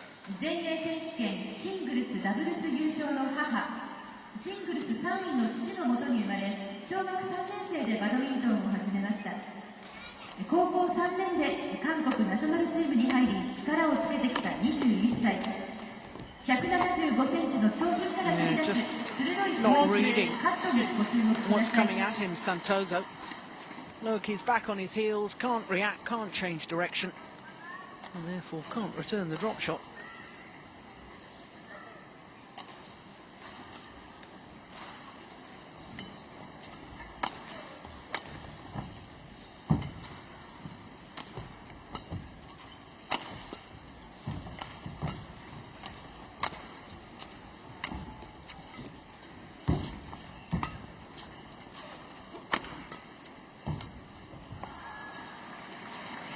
There's almost a look from Simon Santoso as to a bewilderment. How am I going to win these rallies?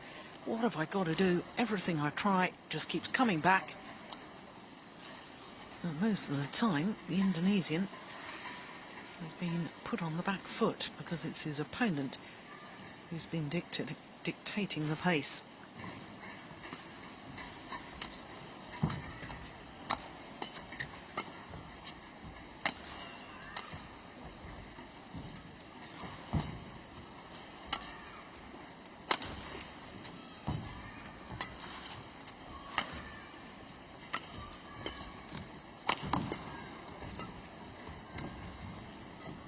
Oh my goodness.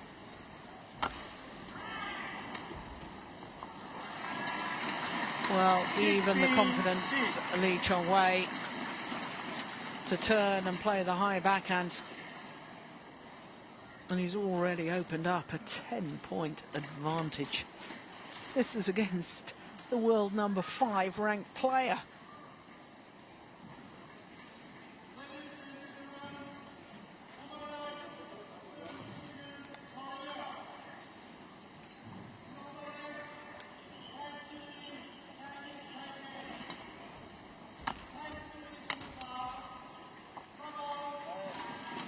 Yeah.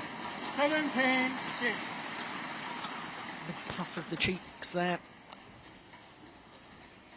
I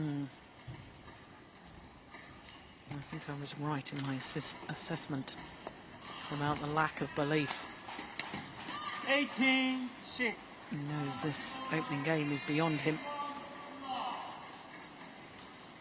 And that was a poor decision.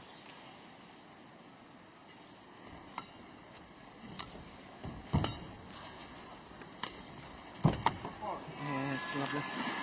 19-6. That's the sort of shots that Lee Chong-wei, I'm sure, is working on when he talked about new techniques. Don't often see him play that slow cross-court drop shot, but very effective it was.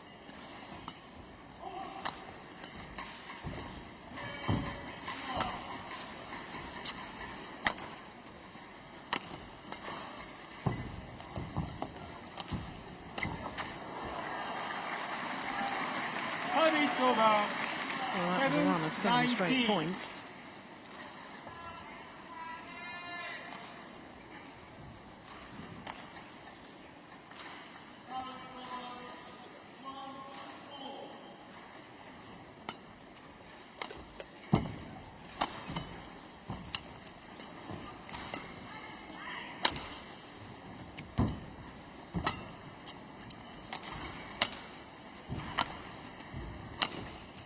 Missed it. Service over. And now 20 game point. game point opportunities for the number 1 seed, Lee Chong-wei.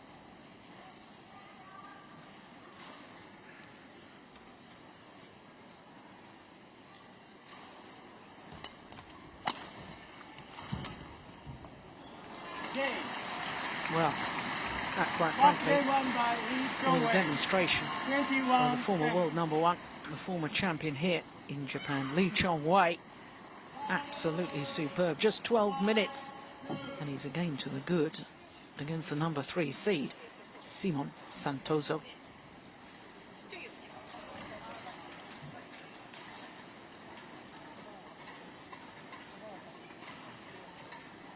At full stretch, not knowing where to move, unable to anticipate.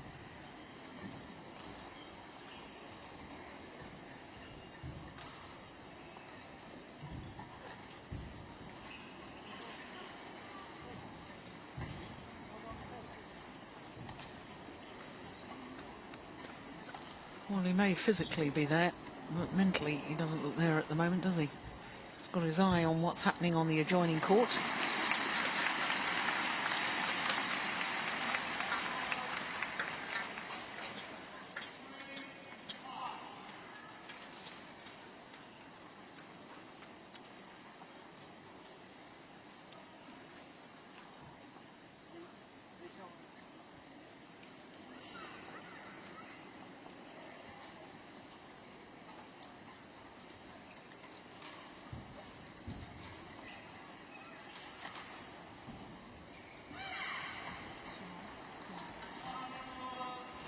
Well, I think it's absolutely imperative, as far as the Indonesian is concerned, to get a good start to this second game. Court 1, 20 seconds. Court 1, 20 seconds.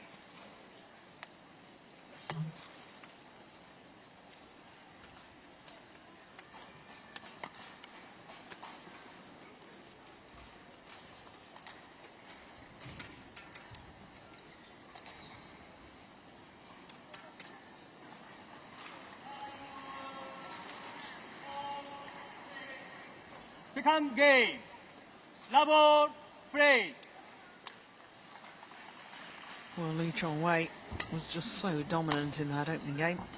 I suppose from his perspective, he can't allow himself just to ease off at all. If that opening rally is any indication, he has no intention of doing so. That was wonderful.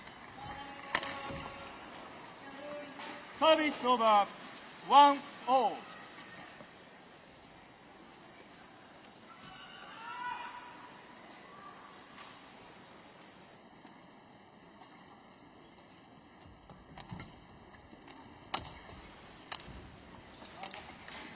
Service over 2-1. Yeah, that looked a shot of a beaten man to me. He's such a good player, Simon Santoso, when he's on form, on his day. That's nice. 3-1. Did well to get the first one back. He simply couldn't recover in time. And the problem with Santoso is he's got such a laid-back, relaxed persona about him. He may look to some as if he's not trying. I can assure you, he most certainly is.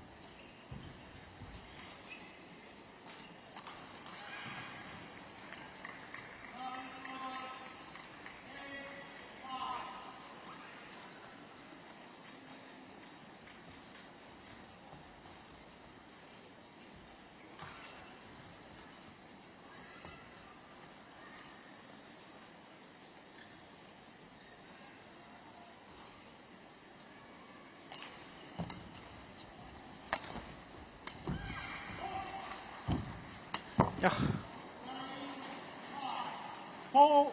4-1. Just how quick is that?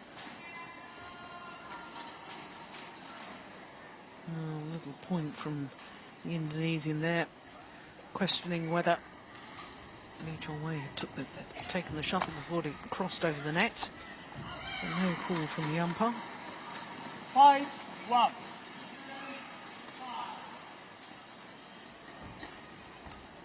Oh my goodness me. 6-1. He's toying with the Indonesian at the moment.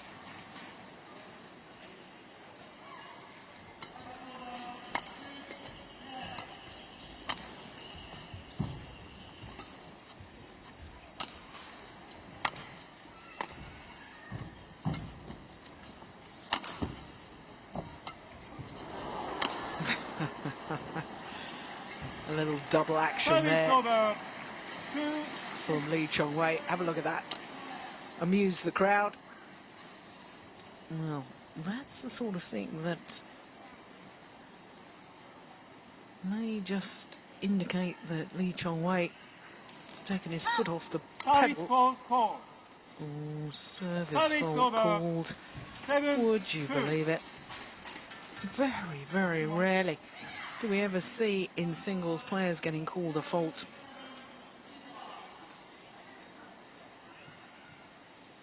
And that's... oh dear, well. Service over. Gifted point now from Lee Chong-wei. I was going to say that the gifted point from Simon Santoso. Oh, another gifted point. 4-7.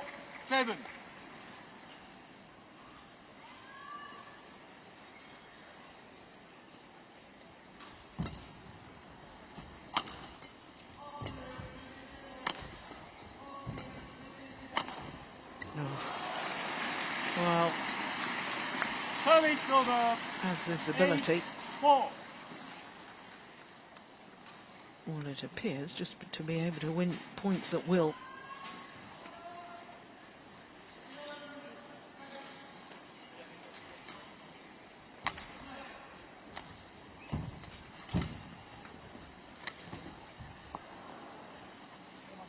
Apologises. 9-4.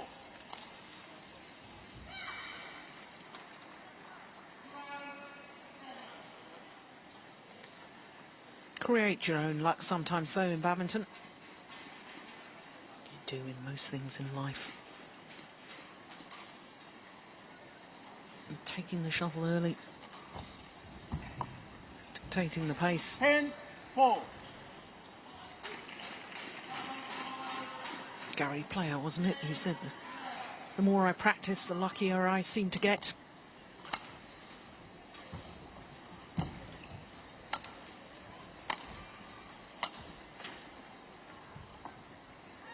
Let's drop wide. Service over 5-10.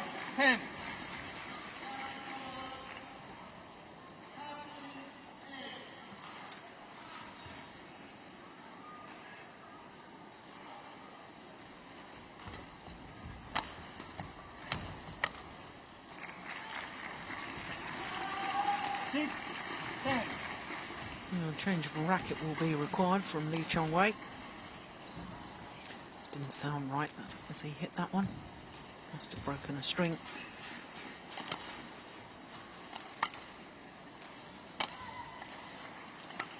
The Indonesian fans looking a little bit glum at the moment.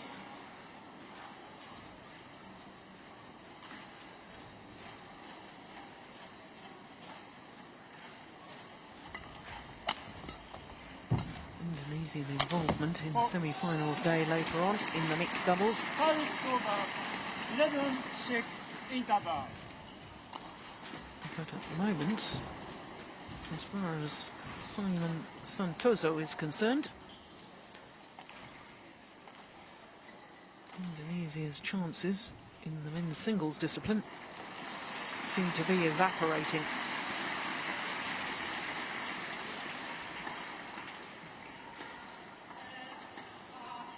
Well, it was 11-5 at the mid-game interval in game number 1. Santoso a little closer here in the second. Court 1, 20 seconds. Court 1, 20 seconds.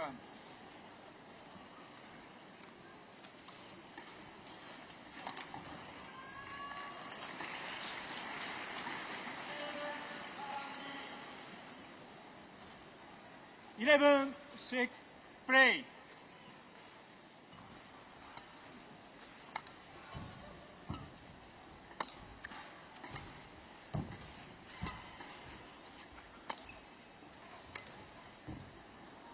Ooh. Service Well, it's over called out. 7-11. Hesitation by the line judge. And there was a definite indication from the Indonesian that he thought it was wide.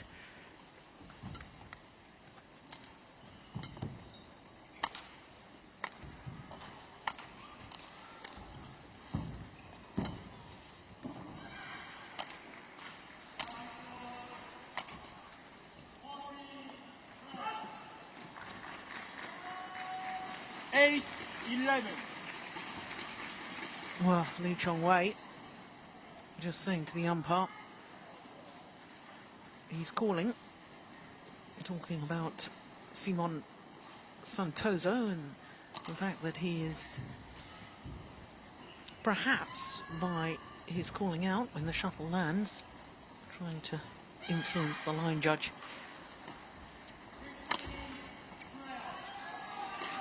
Now, the Indonesian is right back in this now.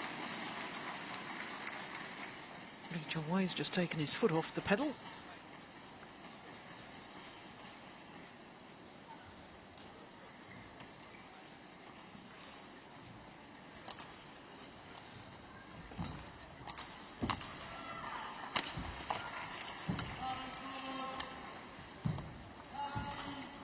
Yeah, good net shot. 10, Well, 11. all 4 points since the mid-game interval have gone in favour of Santoso. And now there's just 1 point in it.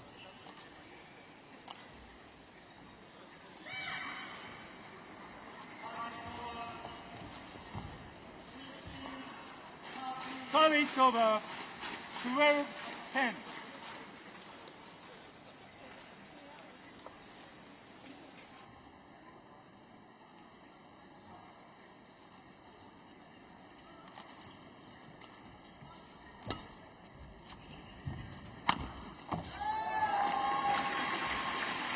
Service over 11-12.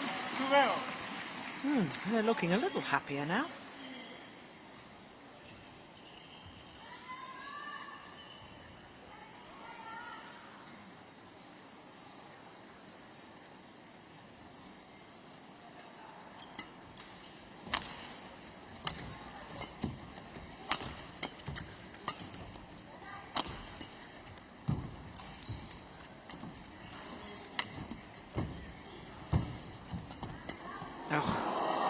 is ridiculously good. Service over 13-11. His spatial awareness, his reaction speed, absolutely phenomenal. That shuttle had gone past him. A little wry smile from the Indonesian.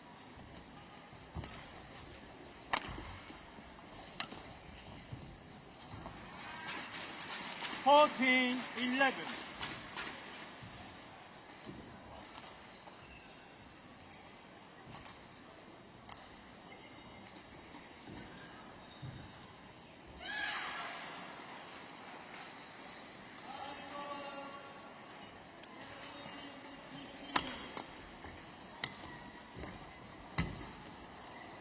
Yeah, just up the pace of that rally. 15, Pace of 11. movement, not pace of shot. Very, very quick coming forward, Lee Chong-wei.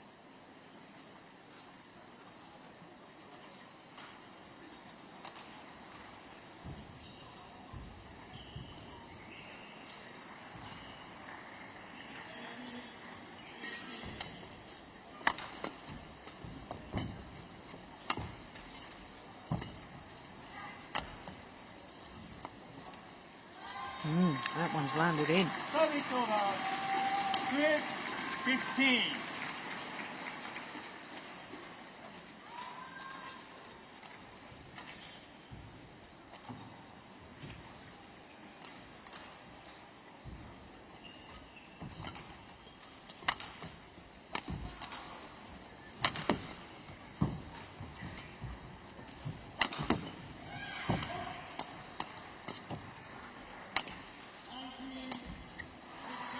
No, never hit through the shuttle enough on that occasion. Santoso.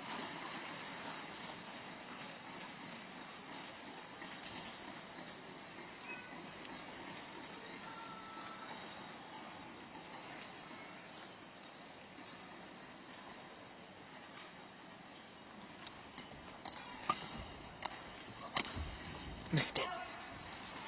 That could be costly. 17-12.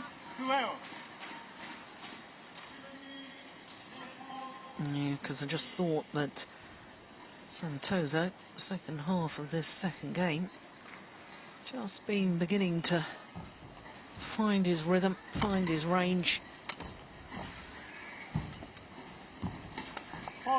Oh, fault called by the umpire. And Lee Chong-wei very surprised about that. A little look up towards the giant screen in this arena. We won't see it from that angle.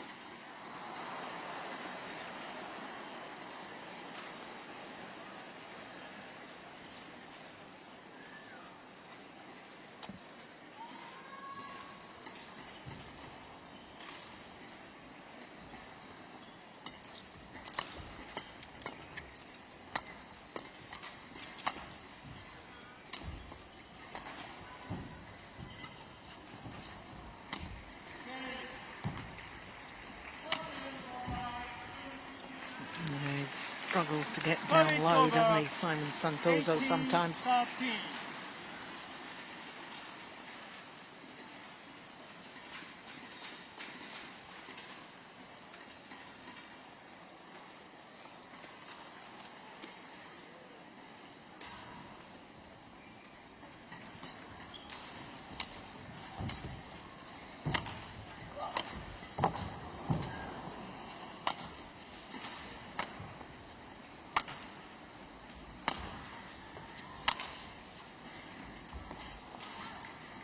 Just long. Service over 14-18.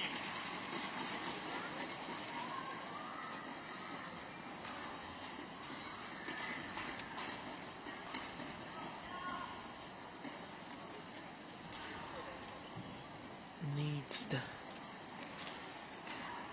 get a little run of points here, the Indonesian, if he wants to take this the full distance. That's one of them. 15-18.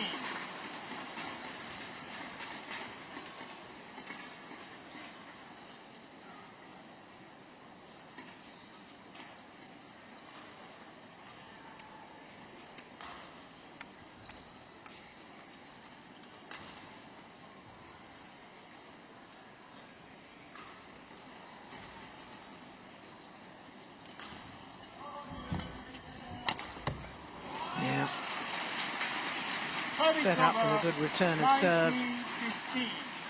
Look at how accurate that net shot was.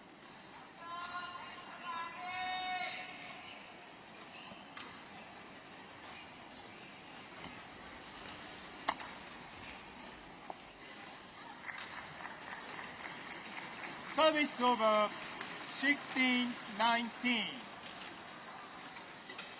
Oof, my goodness me. That was long by a whisker.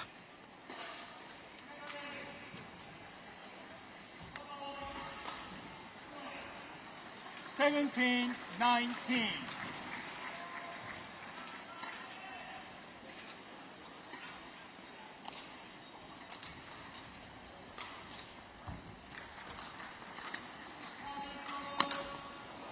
Yep, control of the net shots, Service over force the short lift, 20, match point 17. and now 3 match point opportunities to get through to his 3rd consecutive final here at the Japan Open.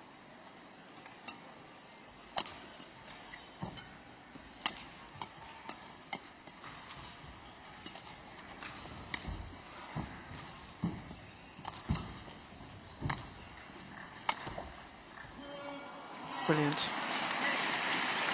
Fancy winning with a clear. So deceptive. Santoso was expecting the attacking shot, the smash, but the punch clear. Played to perfection. Match run by Lee Chong-wei. And Lee Chong-wei. 21-7, 21-17. 21-7, 21-17 in 32 minutes.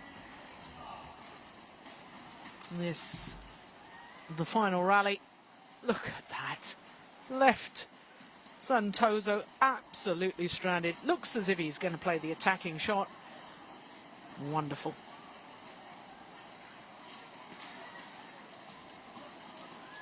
Oh, no wonder. Lee Chong-wei pleased with himself. 21-7, 21-17 in 32 minutes, and I have to say, well, he was 10-4 up in the second. I thought it was going to be an absolute romp in the park, but all credit to Simon Santoso, because he battled hard and made the former champion really work for it. Well, the autograph hunters out in force. Lee Chong-wei, an absolute megastar in the world of badminton, a megastar in sporting terms here in Asia.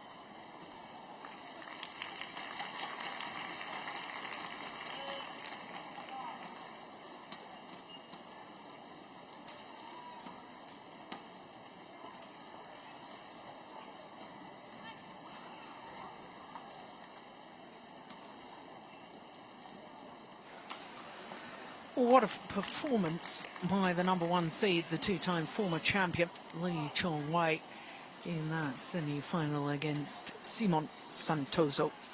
2 straight games and looked very, very strong indeed. We're yet to discover who he will play in tomorrow's final. Will it be Boonsak Ponsana or Hu Yun?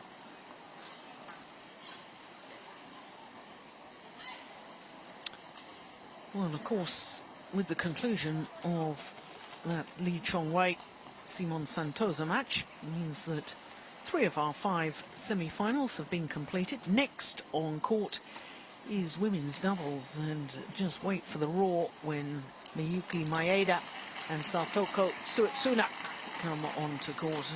And following that women's doubles, of course, we'll have mixed doubles as well, and more Japanese involvement. Well, I say listen to the roar of the crowd, because there is a potential here, if Maeda and Suetsuna were to beat the Hong Kong pair of Poon Lok Yang and Si Ying Sut, that it would be an all-Japanese women's doubles final, because you can see that Matsuo and Nato, the #4 seeds, are already through to the final. And the real significance, I guess, of that is the fact that in the 30 previous Japan Opens, Japanese players have never won a title. So if the #3 seeds here in our next match, Miyuki Maeda and Satoko Suetsuna, if they were to win this semi-final, it would be an all-Japanese women's doubles final. And therefore, Japan would be guaranteed their first ever title here at their home tournament. Well, we've had a good crowd in today.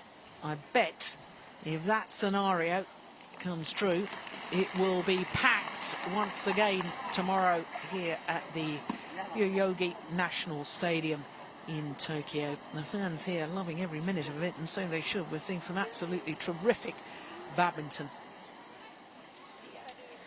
Let me bring you right up to date with what's happened on the adjoining court just before our next semi-finalists get called onto our show court. And I can tell you that the #1 seeds in the mixed doubles, Chan Peng Soon and Goh Liu Ying of Malaysia, have beaten Kimura and Yonimoto of Japan in 2 straight games. So right up to date, let's get on with our next semi-final. Ladies and gentlemen, please welcome the semi-finalists of women's doubles.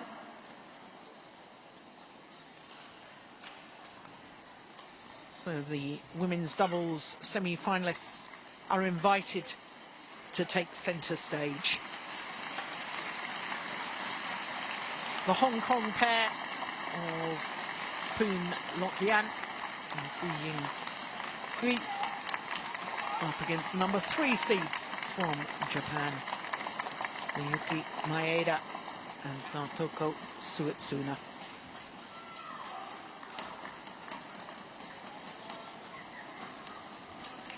Japanese pair, so vastly experienced.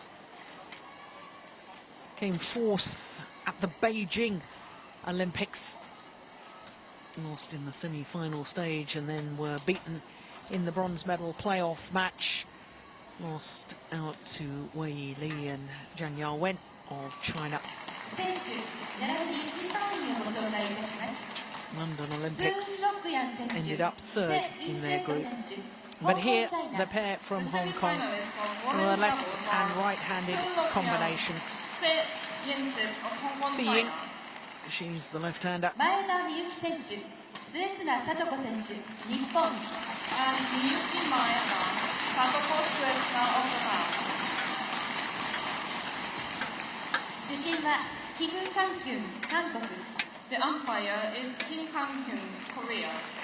Korean umpire. サービスジャッジはキムカン・カンキョンスンヨン、韓国です。And And the the service service judge, judge is Kang Seung-yeon, Korea. also from Korea, Kang Sung-young.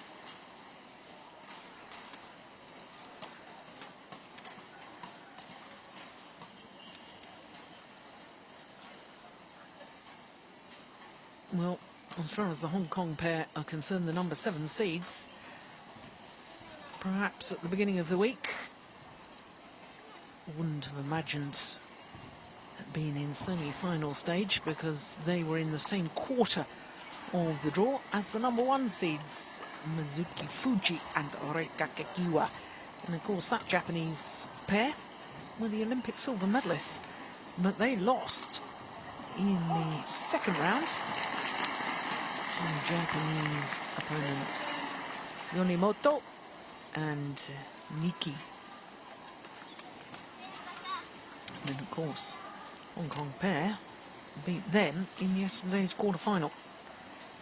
So huge upset in the women's doubles, with the number 1 seeds failing in their first match. 女子ダブルス準決勝を行う選手をご紹介します。まず世界ランキング21位、香港チャイナのエースダブルス、フーン・ロクヤン選手、セ・イ・セイト選手。 So, as I was saying a little earlier, we already know that there's a Japanese pair in the final tomorrow. This Hong Kong pair, in the way at the moment, of making it an all-Japanese final. They are the number 7 seeds. They're 21 in the world ranking.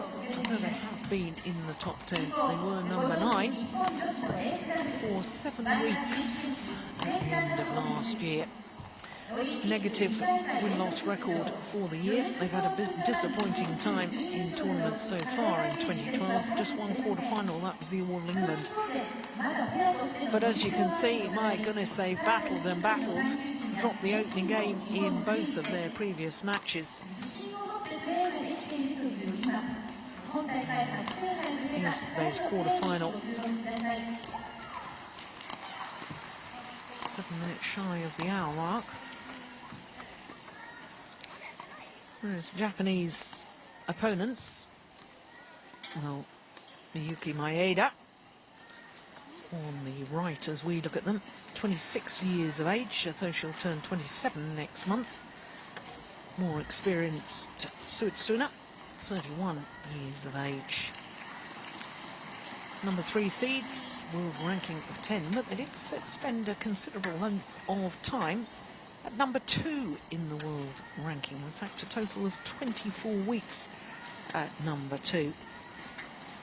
This, for the Japanese pair, is their 4th semi-final of the year. Australian Grand Prix, India Super Series, and of course Singapore Super Series as well. Not only 4th semi-final of the year, but the 4th time at their 8th appearance at the Japan Open. They've reached the semi-final stage or better, because of course they were beaten finalists by Ada and Suetsuna 3 years ago. And Teng Shet, Hong Kong, China. And on my right, Miyuki Maeda and Satoko Suetsuna, Japan. Miyuki Maeda to serve, Hon Nong Yang. Love all, play.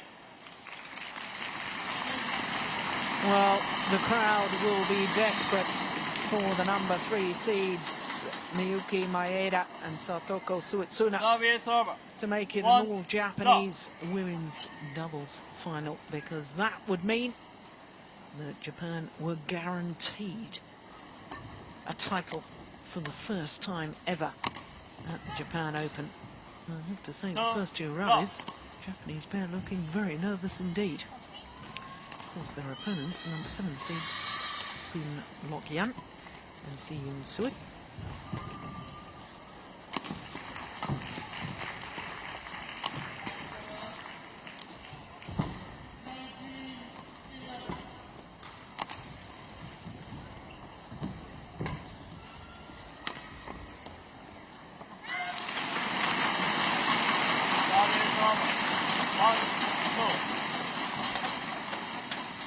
This is the 4th meeting between these 2 pairs. Of the previous 3, Japanese pair won 2 of them. The last time they met was in the Olympic Games. The Japanese pair won in 2 straight games.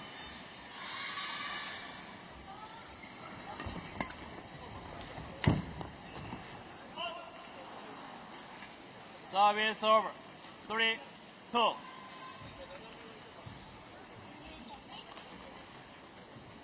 Right-hander Hoon Lok Yan, 21 years of age.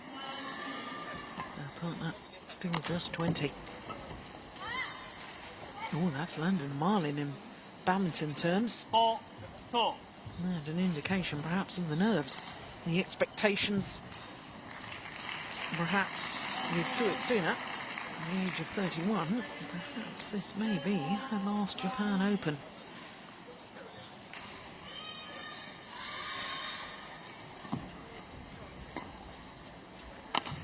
Self-imposed pressures when you know that your number of chances are running out. So desperate to do well and finally win their home title. There was such expectation, there was such hope on Maeda and Suetsuna over the years. It's of course the 8th year together on the World Tour.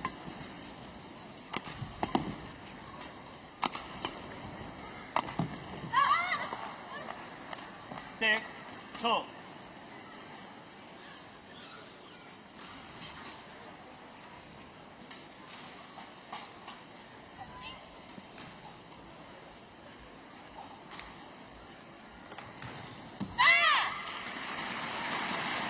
Service over.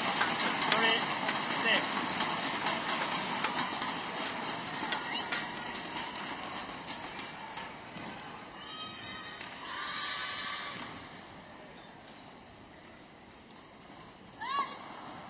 Dear me. Service over.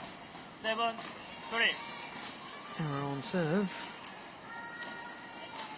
Followed by another error on serve. Missed it. Service over. 4-6.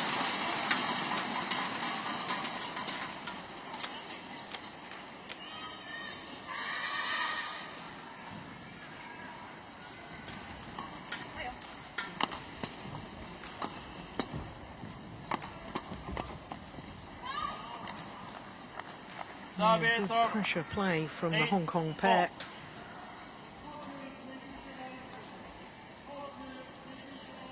Japanese style does tend to be a little bit passive, a little bit defensive.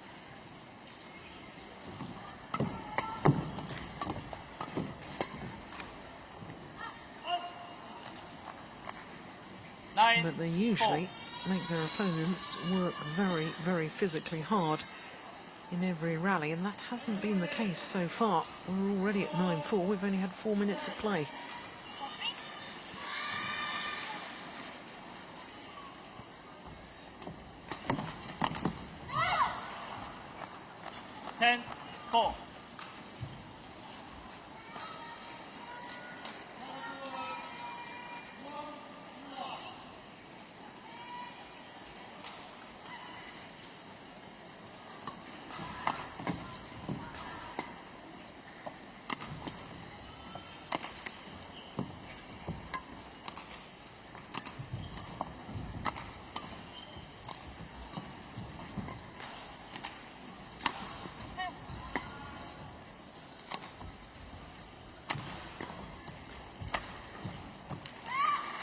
Yeah, it's a better rally from the Japanese perspective.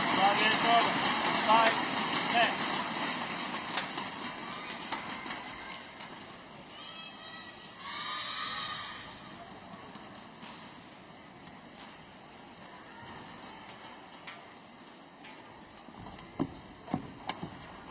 Yes, that's nice. Really has improved at the front of the court, has Maeda, since she took up playing mixed doubles with Noriyasu Hirata.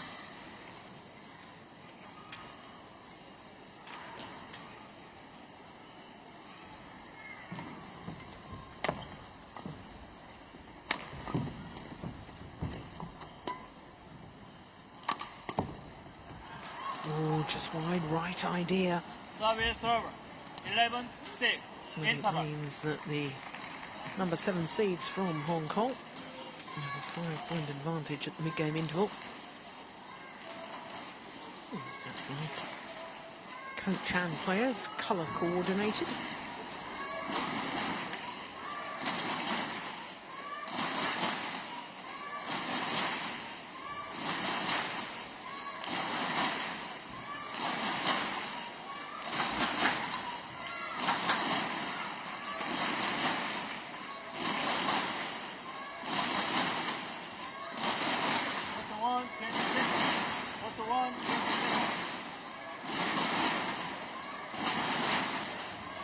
Japanese coaches using absolutely every second of their allotted time.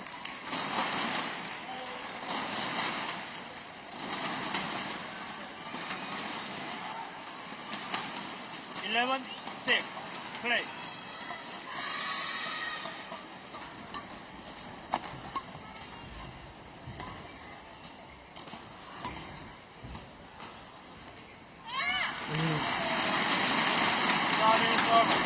Well in.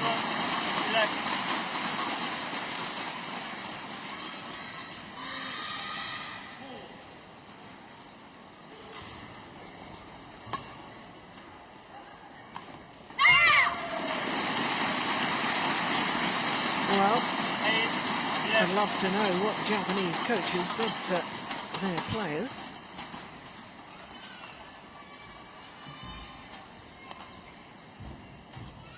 Because they seem to have come out after that mid-game interval with a different mindset.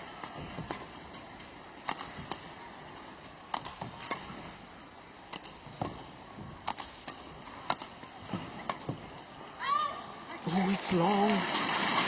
Well, a little look from the Hong Kong players. They don't think the line judge made the right call. Oh, unfortunately, we won't see it from that angle.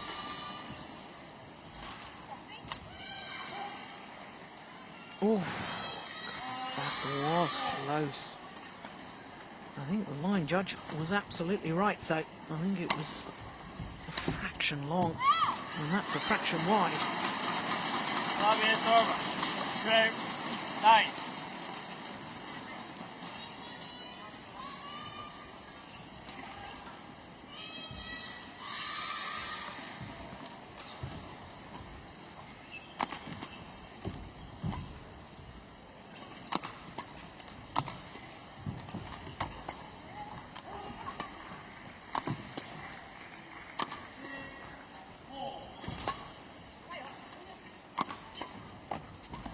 Oh, yes, that's good work by the Hong Kong pair.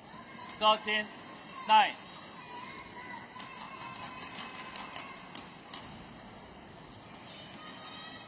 Yes, for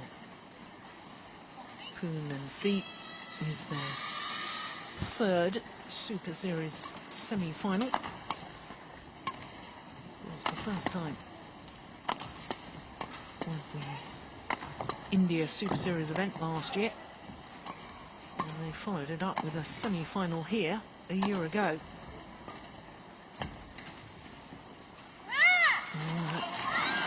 It's called out. Yes, I didn't. 14-9.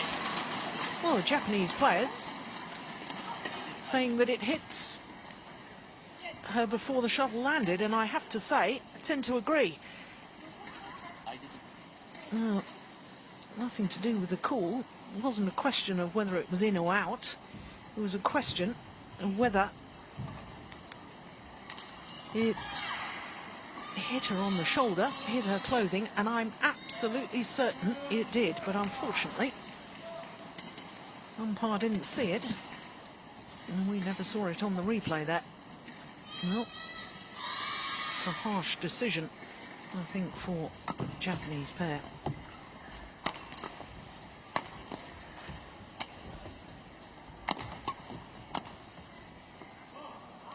No, that's definitely long. There's no question of that. 9.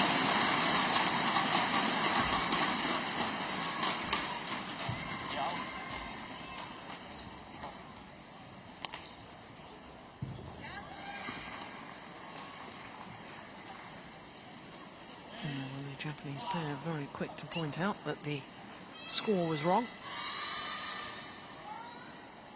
Got it all right now, so 10-14. Oh, that's well taken. 11-14. Well, I wonder if that's a little discrepancy on whether the shuttle had touched the Hong Kong player or not before it landed out. Whether that has been enough to actually ignite a little spark in the Japanese pair.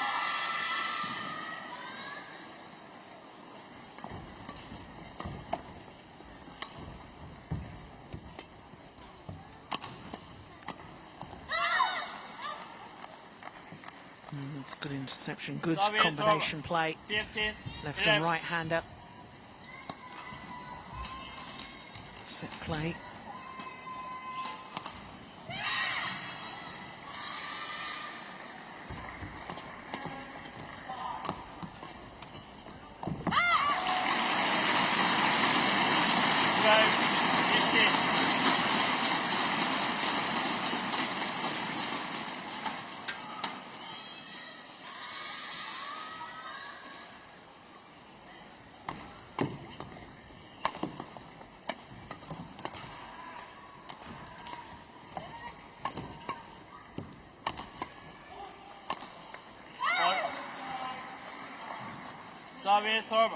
Well, I know I've talked about it on many occasions previously, but I still don't understand why the Japanese pair so often are just so content to defend.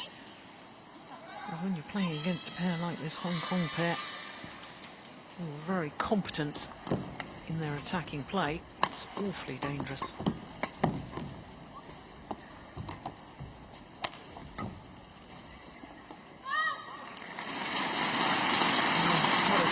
When they're hitting the shuttle down, and the Hong Kong pair are made to defend.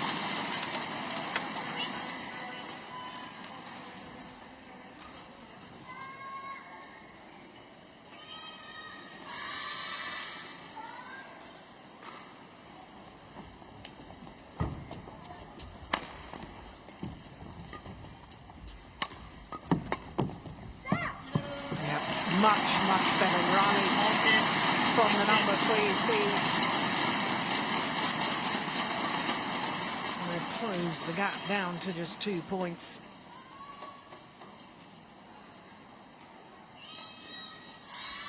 Six points adrift at one stage.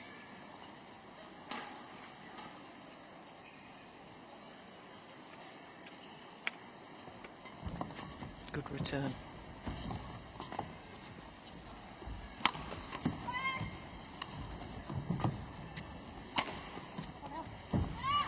Wide, right idea from the left-hander, trying to turn her defensive play into attack by using the little block to the mid-court area.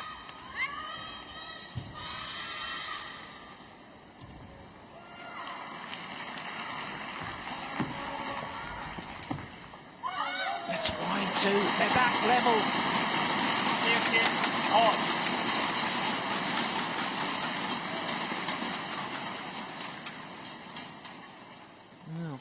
Sooner having a word with the umpire saying opponents are calling out.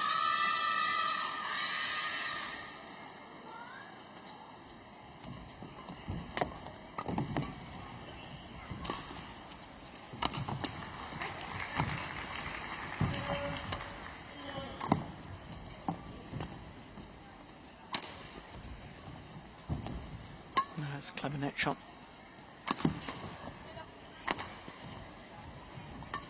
Rally. Yeah. Well, on a run of 5 straight points from 12-16 adrift. Now the number 3 seeds from Japan go into the lead.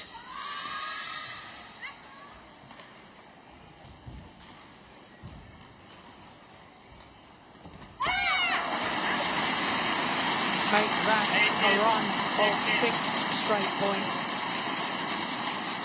My goodness, how quickly it's turned around.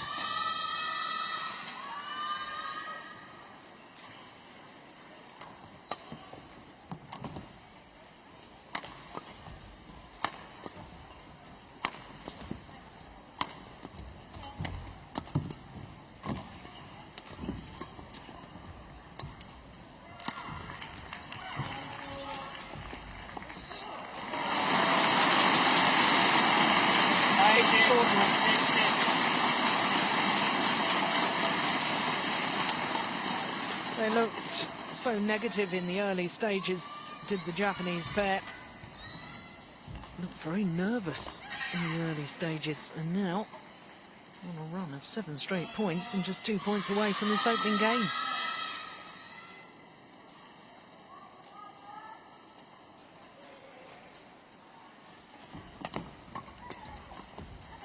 It's gone wide. This is unbelievable. 8 straight points, and now 4 game points for Maeda and Suetsuna.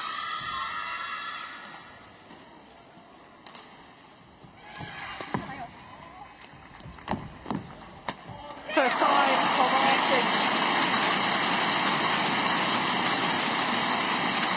12-16 down.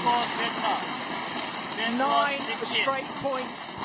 And the opening game, 21-16. And the number 3 seeds from Japan. My goodness me, what an opening game.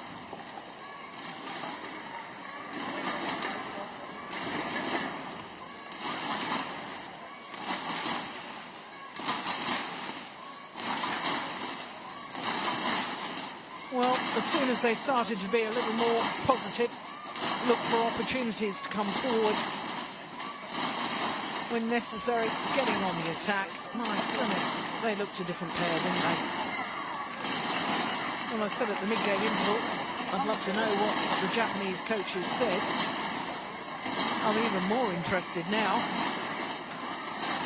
Whatever they said, it worked wonders. Remember, of course,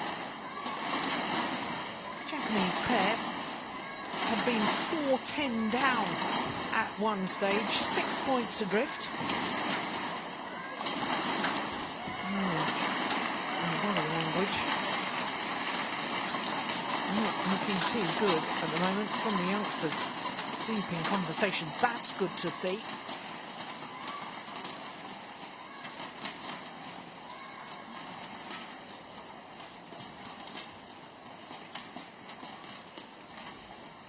Bot 1, 20 seconds. Bot 1, 20 seconds.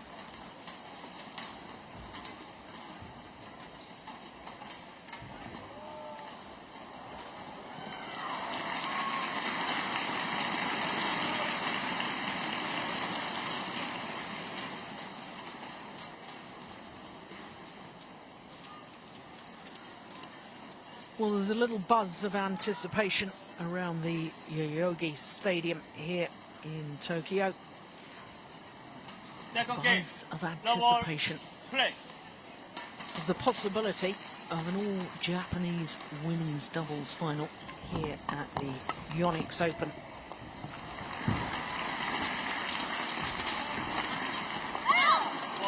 There's a lot of hard work to do yet, though. But what a way to close out that opening game by the number 3 seeds, Miyuki Maeda and Satoko Suetsuna. 9 straight points from 12-16 down to close it out, 21-16. I've got to try and keep that momentum going. Yeah. Good defensive shots, taking it early from Maeda.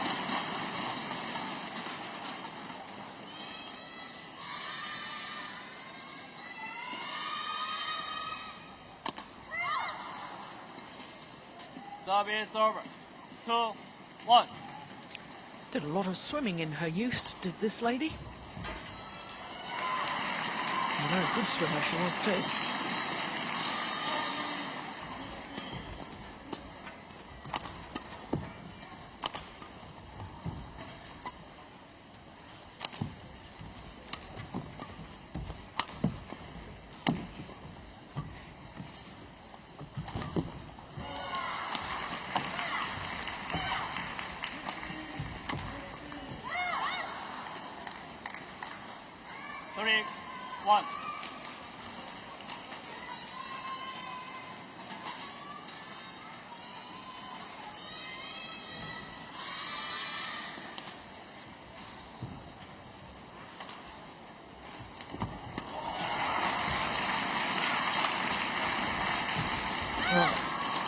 That's lovely play 4-1.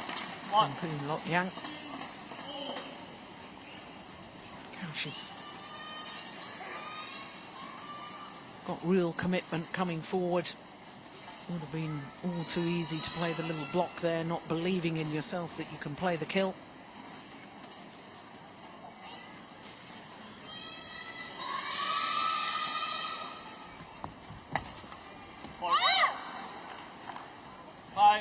One. Well, having finished the opening game in such style, a bit bewildering. That's Maeda and Sutsuna. They're looking a little bit lackluster here at the start of the second.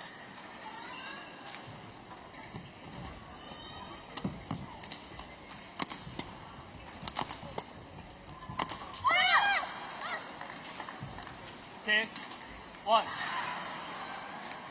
Just lost their concentration or focus. Take nothing away from the Hong Kong pair, but well, that was a simple error, really.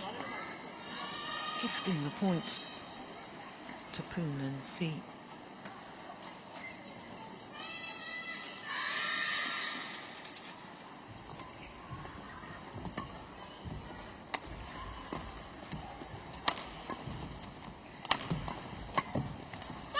Yeah, good attacking formation.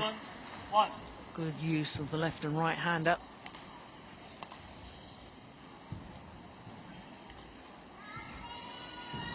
The crowd here gone a little bit quiet.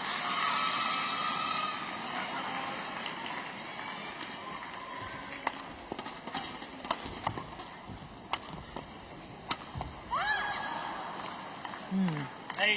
8-1. Very quiet.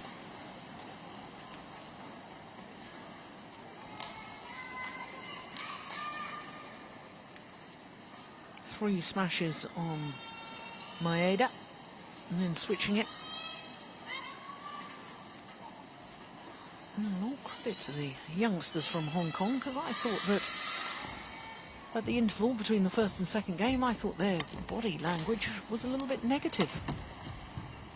And talked their way back into this. Very much so. 9-1 advantage now.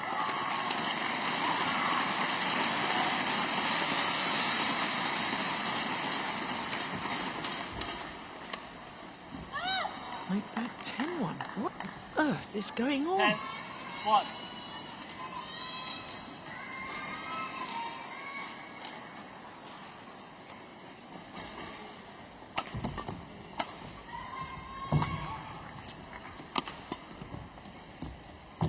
Clever. Well, he had a run of 9 straight points at the end of the opening game. We've just had a run of 9 straight points to the Hong Kong pair now. Run broken, so finally. It's gone wide. 11-2. Interval. 9-point advantage at the mid-game interval.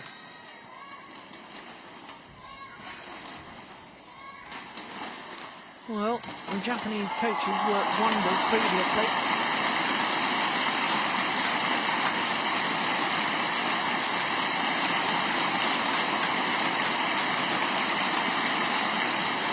Just too much defensive play from the Japanese pair. And this young pair from Hong Kong, quite simply, are far too good in their attacking play, just to gift them that opportunity. Both regular singles players on the World Tour. In fact, Xi Ying is up at number 81. 11-2. Play.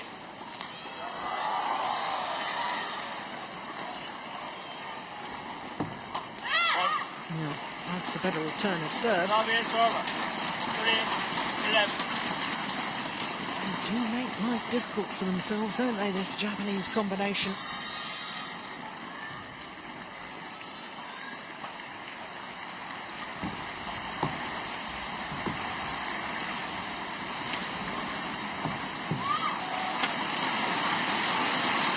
4-11.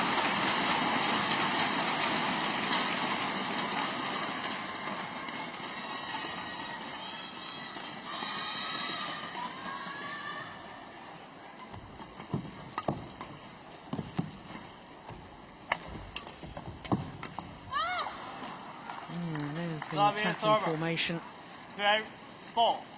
demonstrated by the Hong Kong pair. The channel attack down the centre of the court involving the net player. Putting pressure on from the front of the court.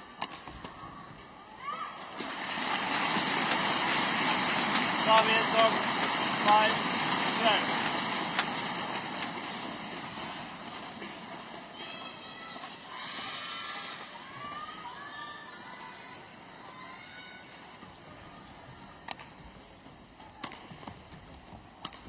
Yep.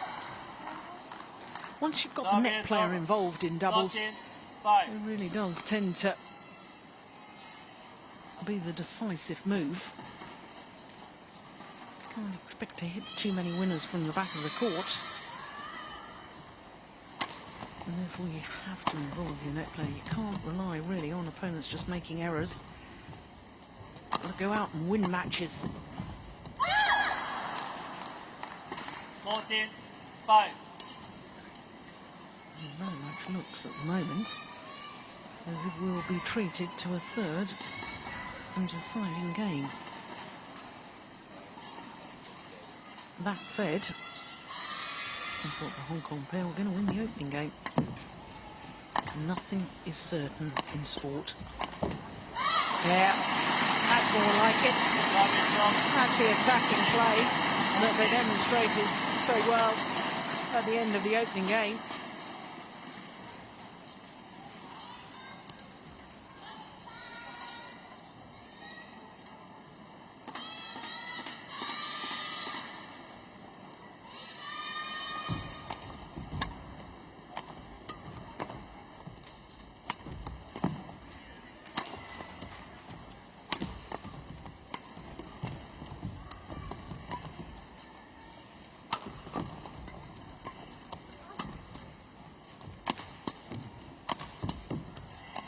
Good rally.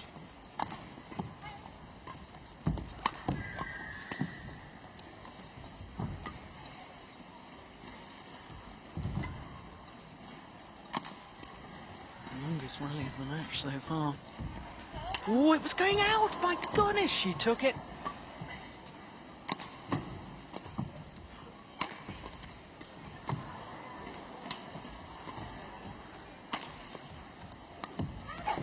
Brilliance! Oh, once again, the winning shot from the Hong Kong pair greeted by absolute silence from the crowd here in Tokyo.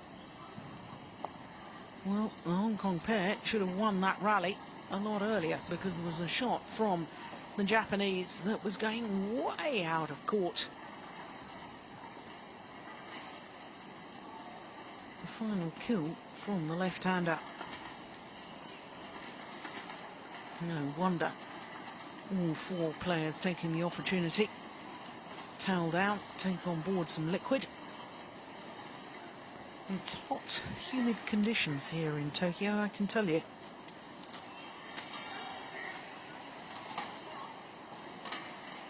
Play.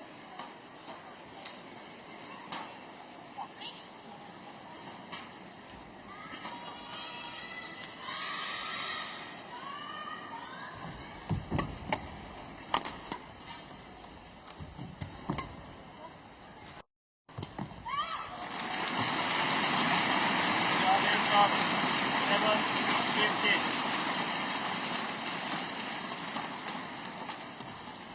Well, that's previous rally. Long, hard-fought rally. Sometimes it's a rally like that that can change the whole momentum of a match. And I suspect that the Hong Kong pair 16-7. have just too much of an advantage to let it disappear.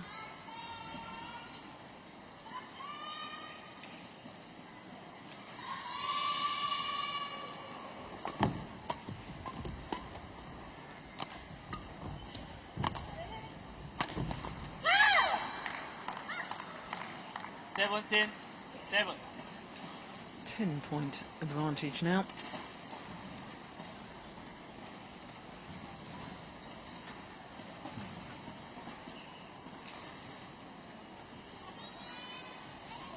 Well, when I watched this young Hong Kong pair last year, got very excited about them. Thought they showed a huge amount of potential. And I think from the first half of 2012, there's just been sort of consolidating themselves on the World Tour. Finds the neck line, that was perfect.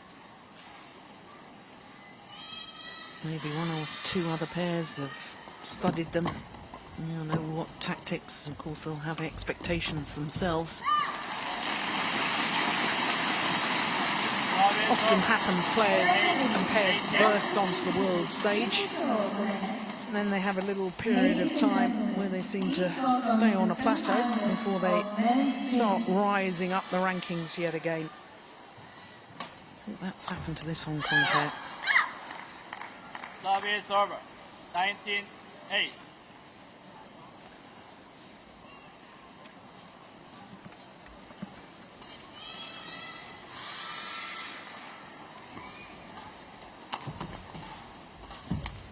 Oh, that's clever. That's so clever. Red, game point 8. 12 opportunities to send this to a third and deciding game. From nowhere. Extraordinary. And that's it. Second game 1 by. 25. 1 game more.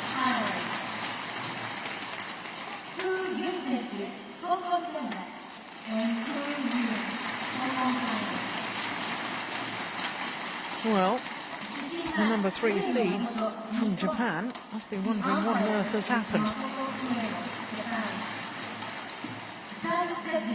And that confirms it's 1 game all.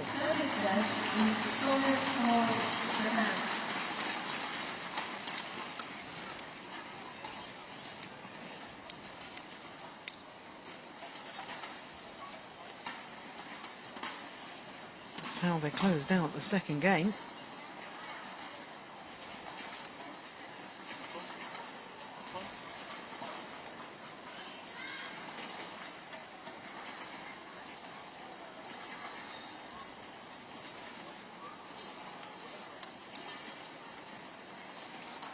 Well, now it's the Japanese coaches who are taking all of their allotted time.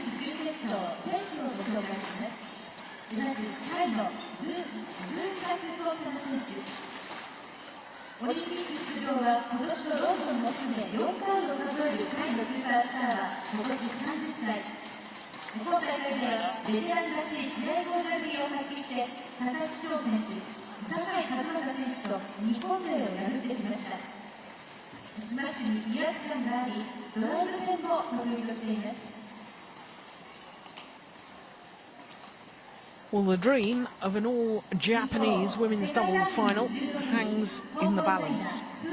It all comes down to this third and deciding game. One Japanese pair already through to tomorrow's final. Final game. Doubles play. Matsuda, Matsuo and Nani Naito. But Satoko Suetsuna and Miyuki Maeda. 1 love. Well, they finished the opening game so well on a run of 9 straight points coming from behind. And then just allowed the Hong Kong pair 2 love. to dominate the second game.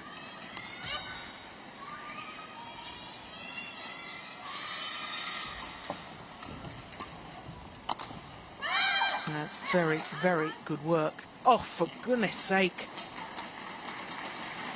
Well, the line judge didn't make the call. 3 love. It was called out, and indeed it was. The line judge Didn't seem to be on the ball there, because it was only when the Japanese players indicated with their arms that they thought it was out that the line judge decided to make a call.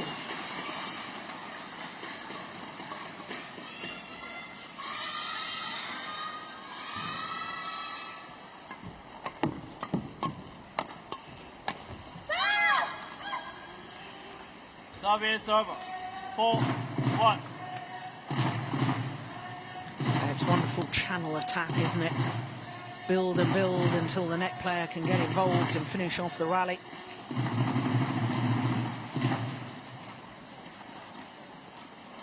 The Japanese number 3 seeds are in trouble here.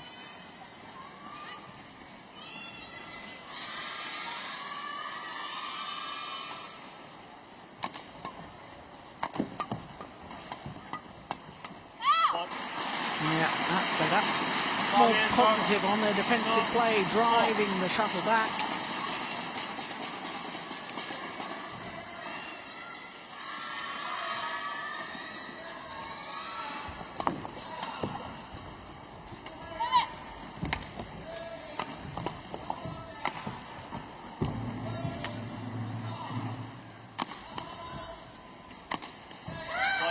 Yep. Switching the attack. 5-2. Maeda, a defended backhand.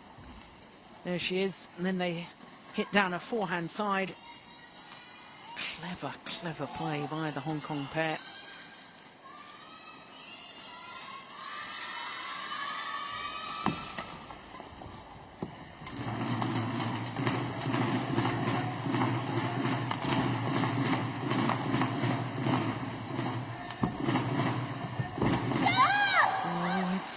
On the top of the tape and fell back the Japanese top side.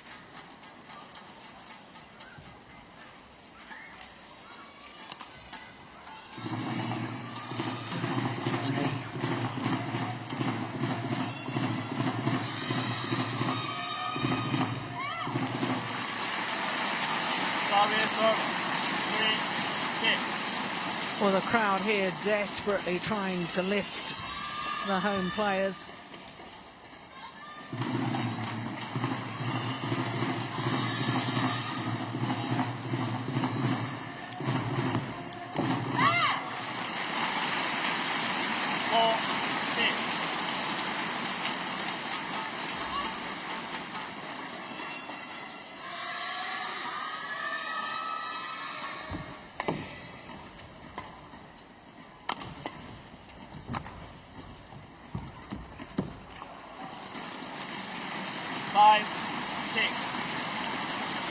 Well, once again, it was more positive on defence. The drive across court and Maeda moved forward.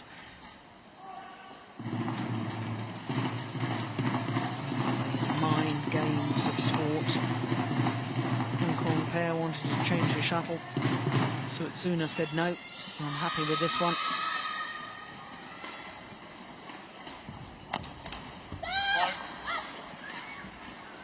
Serve 7-5.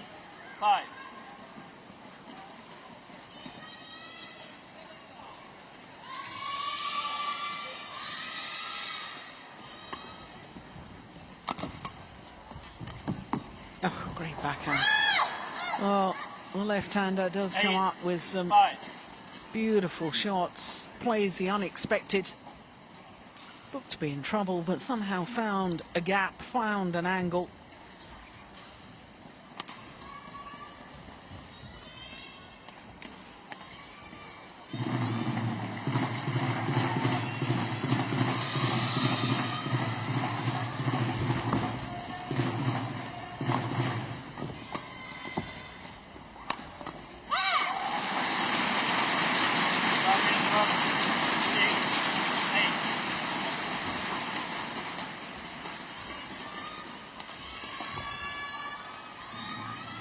Well, I think the Japanese pair realise that they can't just defend. Definitely looking to be a little more positive than they were in the second game. Yeah, like that. And having played the channel attack, the smash down the middle, Suetsuna Just doesn't try and anticipate. Look where her racket is. Can't be at the net and not have your racket up ready. Got to hunt the shuttle at the net.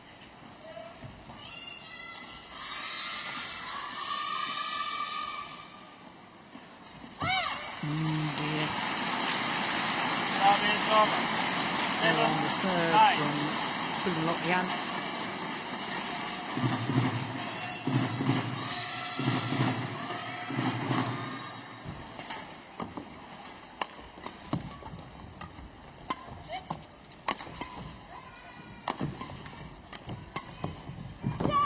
Yeah, there's the positive defence from Maeda.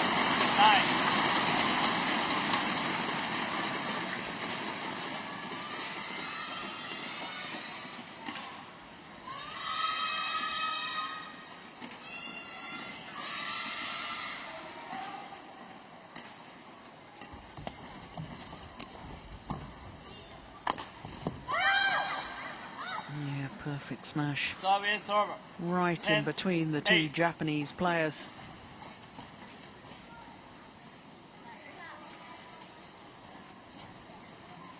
Suetsuna does weight very, very heavily committed to that backhand defence.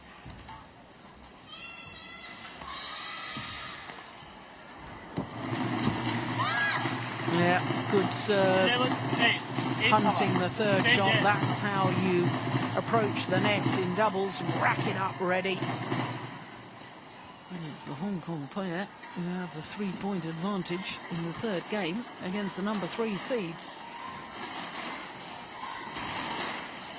And the Japanese pair have it all to do.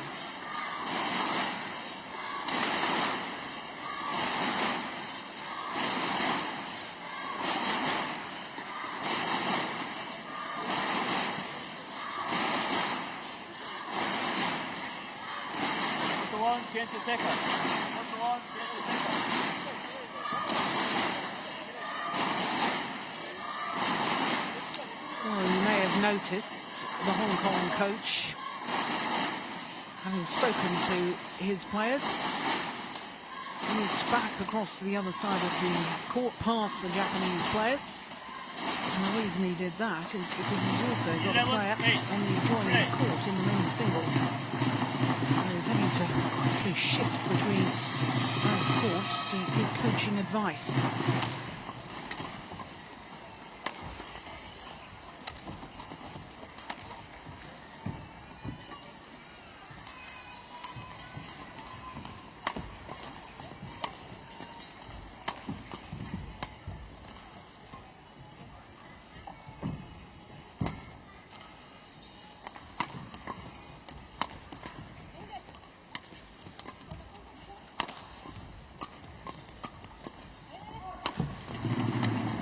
Brilliant. Wonderfully constructed rally.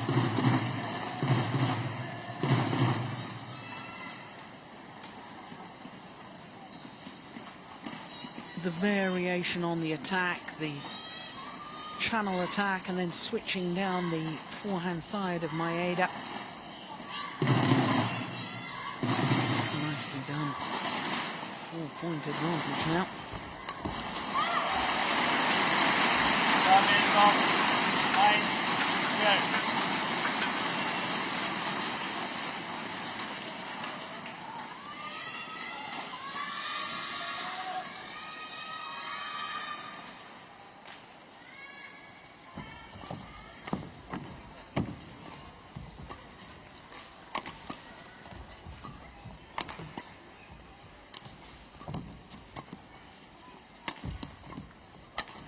Yep. They work so well as a combination. Often the case with a left and right hander. They have set plays. No logical reason why two right-handers shouldn't have set plays as well.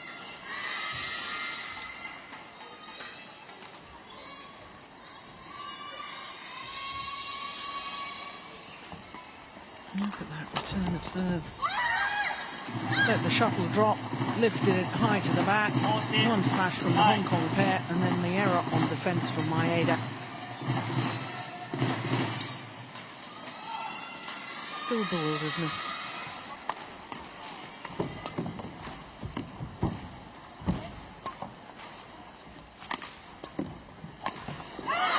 That's the sort of rally and sort of attacking shot that you really need to win in doubles.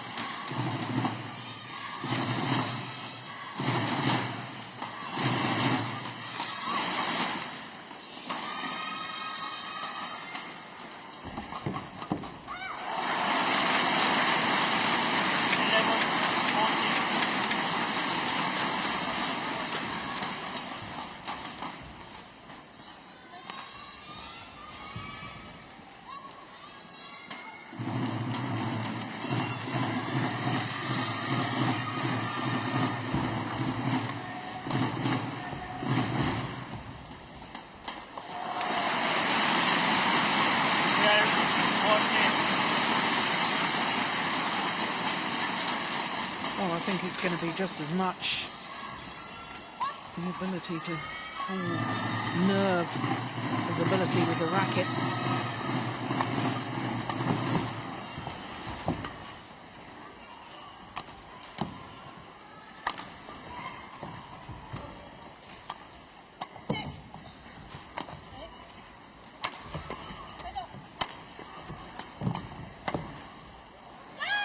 He's landed in. Server, 15, 12. His judgment there. Yeah. Really in.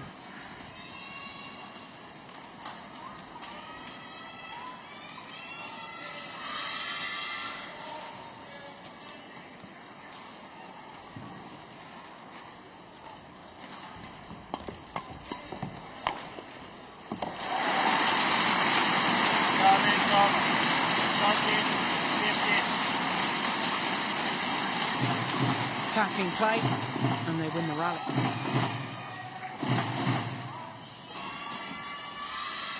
Why don't they do that throughout the entirety of the match? Oh, look, she's just lifting it again.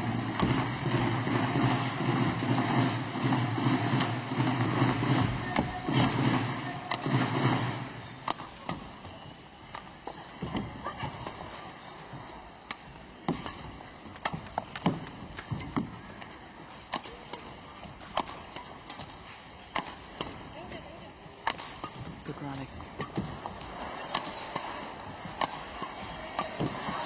Unbelievable.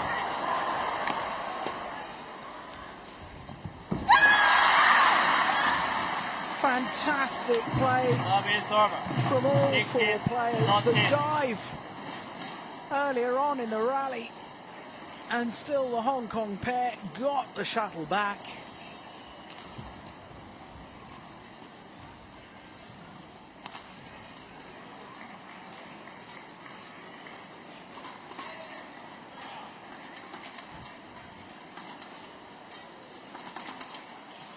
Well, it really was extraordinary. Unfortunately, we didn't see the dive, only the final area.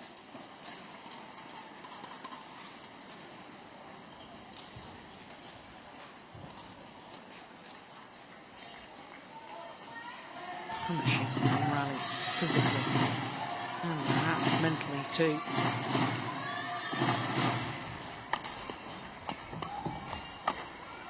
Missed it. 17, 13.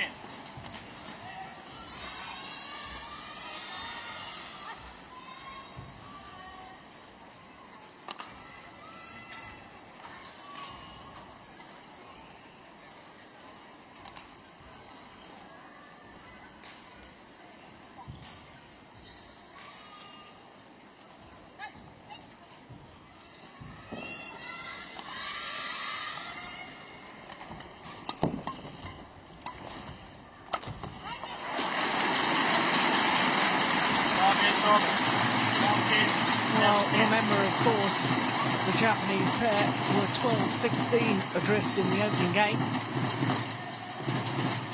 So this a better situation than they were in game number one, which they ended up winning.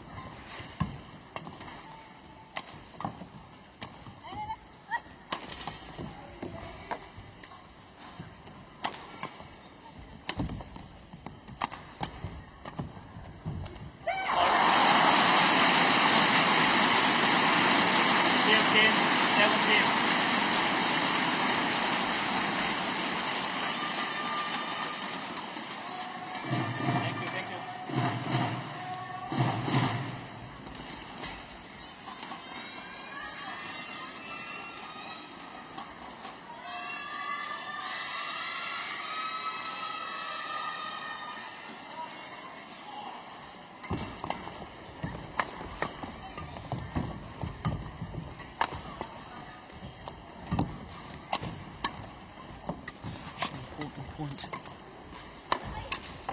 Oh, clash of rackets.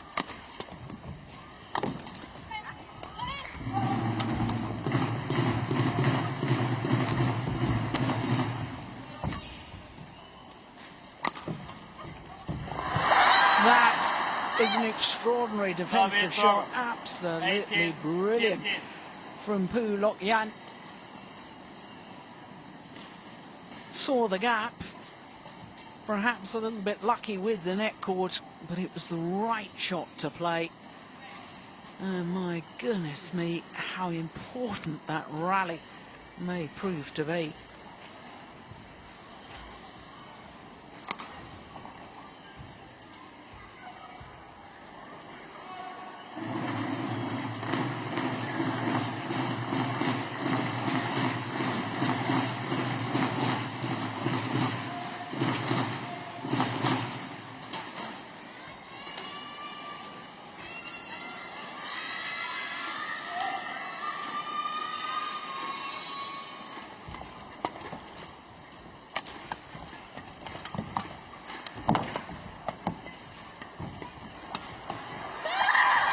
Such pressure from the left-hander. 19-15. She has been absolutely outstanding today. See Yin Sut.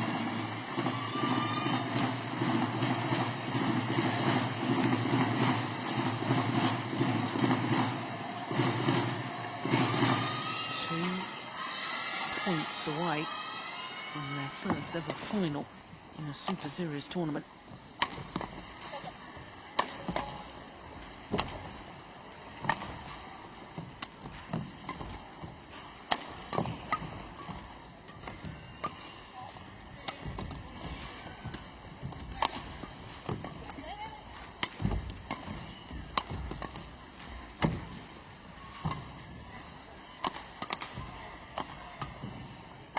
Rally.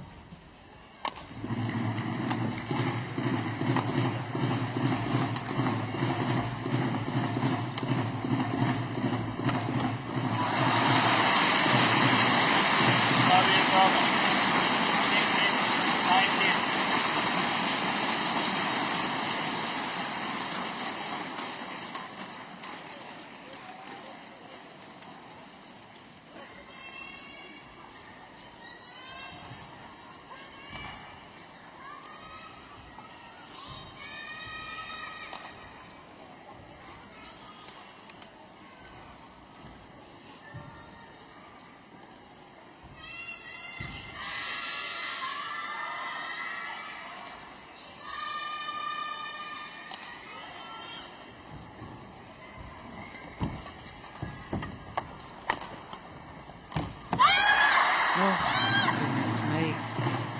The most experienced player on court, Suetsuna, makes the error and gifts 4 match point opportunities to the number 7 seeds from Hong Kong.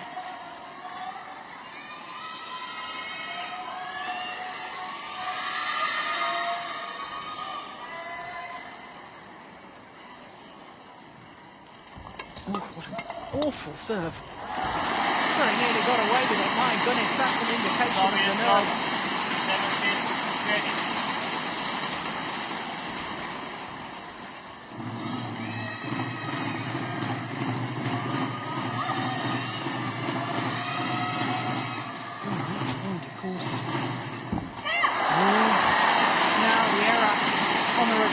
serve.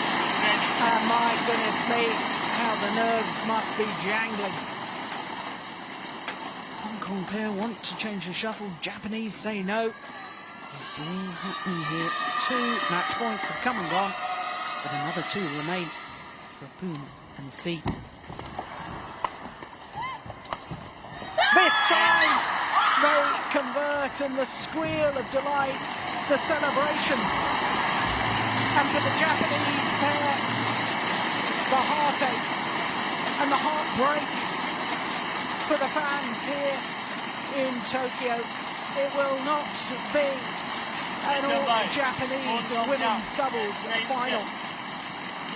21, 21-8, 21-18. Umpire confirming the score: 16-21, 21-8, 21-18 in the deciding game in a match just shy of the hour mark. Well, goodness me. I thought after that opening game, the young Hong Kong pair may psychologically struggle. Not a bit of it. They came back even stronger. Taking that second game. And then this was how they finished it off. Well, they'd look to attack, and the attacking play, in my humble opinion, is always what's required and the best tactics in doubles. And so it proved today, as far as the number 7 seeds Poon Lok Yan and Si Ying Suit of Hong Kong through to their first ever Super Series tournament final.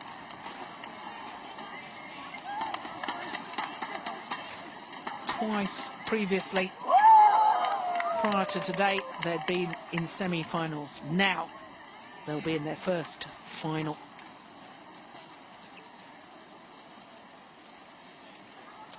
Now time for the autograph hunters.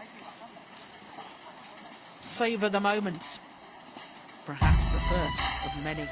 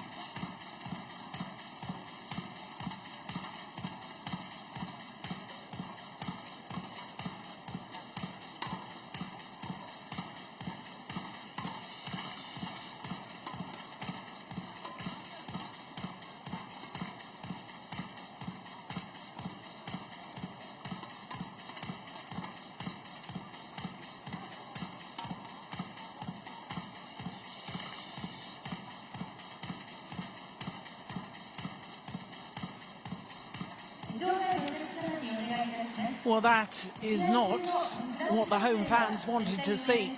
They wanted to see an all-Japanese women's doubles final, but it's not to be, and that's because of the brilliance from the young Hong Kong pair of Poon Lok Nyan and Si Ying Sui.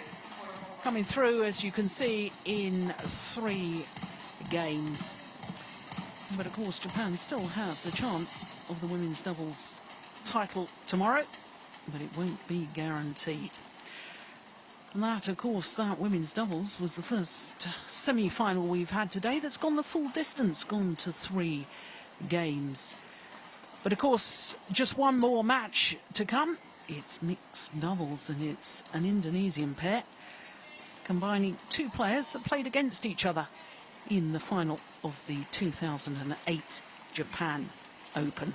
It is, of course, Mohamed Rijal and Liliana Natsir, who are the number 5 seeds, up against the number 2 seeds, Shintaro Ikeda, and the hugely popular Reiko Shiota. And of course, for Reiko Shiota, this her last ever tournament in international badminton, because she's going to retire after this competition. Let's hope today is not her last ever match. Let's hope for the home fans she's playing tomorrow. Well, the fans here have been treated to some wonderful badminton throughout the week here in Tokyo. And while we await for the last of our semi-final, the players to come onto court, I can quickly tell you about the women's singles on the adjoining court, because Tae Soo-ying, the number 5 seed from Taipei, has beaten the number 2 seed, Sung Ji-hyung, from Korea in 3 games. But this is a match that an awful lot of people have come to see.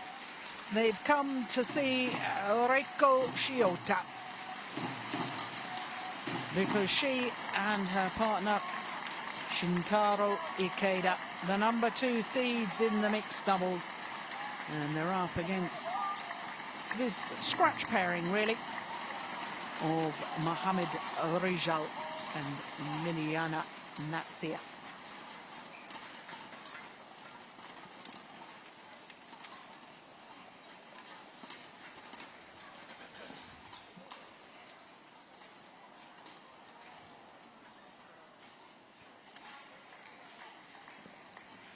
Well, the burden and the pressure of expectation, the pressure you put on yourself when you know it's your last tournament, and of course for the Japanese pair, wouldn't it be absolutely wonderful if they went out on a real high? First, the Indonesians, Mohamed Rijal and Liliana Natsir. 池田慎太郎選手、塩田玲子選手、日本。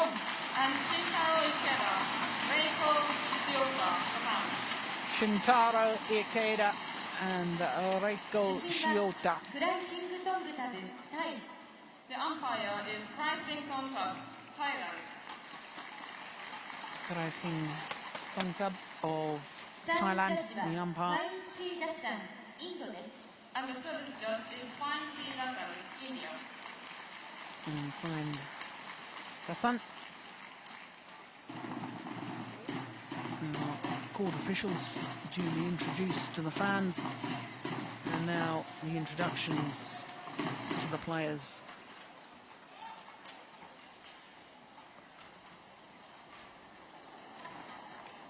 Well, this Indonesian combination only playing together because Liliana Natsir's regular partner, Tantowi Akbad, and Rijal's regular partner, Debbie Susanto, are currently playing in an intercity under-25 tournament back in Indonesia. And because they were committed to that event, Rijal and Natsir said, well, why don't we play the Japan Open together as a one-off? Not only have they played, but they've reached this semi-final, and the way that they played yesterday in their quarter-final against Tan Wee Kyong and Lin. ミックスダブルス準 Every 決勝の chance 選 of 手を making it ご through 紹 to 介 the します。 final. まず This should be a terrific encounter. このペアで国際大会に出場するのはわずか2回目で、普段はそれぞれ別のペアに Mohamed Rijal, 25-year-old, as though he's going to turn 26 next month. Liliana Natsir, 27, from Manado in the north of North Sulawesi. Seeded 5, but not ranked, but I can tell you that Rijal is ranked 19 in the world with Debbie Susanto, and Liliana Natsir is ranked 4 with Tantoy Ahmad. Well, a little bit of a problem in their second round, and I say a little bit of a problem because you can see that despite going to 3 games, it was still only 28 minutes. They really did go off the boil. They lost their concentration, but regained it in the deciding game. So to 31-year-old Shintaro Ikeda from Fukuoka, number 2 seeds, of course, with Reiko Shiota, 28, turning 29 on the 30th of this month. Korean opposition for them in their first 2 matches. Of course, they had a bye in the first round, and I can tell you against Kim Sarang and Kim So-young, they raced to an 8-love lead in that first game, and from that moment they never looked back.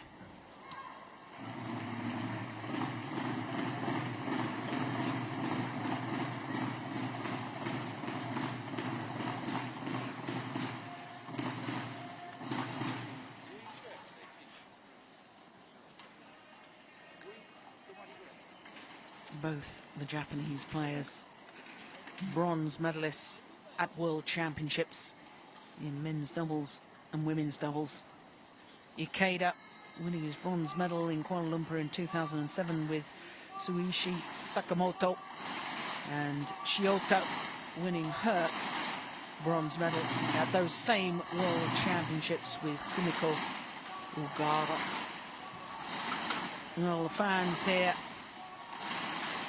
absolutely intrigued and enthralled with this potential match. Shiota, such a popular player here in Japan. And Liliana Natsir, Indonesia, and Omaref Shintaro Ikeda, and Reiko Shiota, Japan. Liliana Natsir to serve to Shintaro Ikeda. Level play. So the semi-final of the mixed doubles. The number 2 seeds, the home favourite Shintaro Ikeda and Reiko Shiota, 1-love. up against this Indonesian pair, this scratch pairing of Mohamed Rijal and Liliana Natsir. Now, of course, Rijal won this Japan Open back in 2008, playing with Vita Marissa. Beaten a certain Liliana Natsir and Nova Widianto in that final. So they faced each other in the final of the Japan Open 4 years ago. And prior to this year's tournament, they played one other tournament internationally together. That was the Chinese Taipei Open back in 2009, where they reached the quarter-final. Service over. 4-1.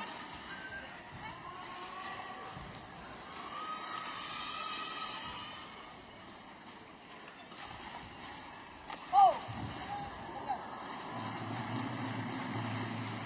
5-4.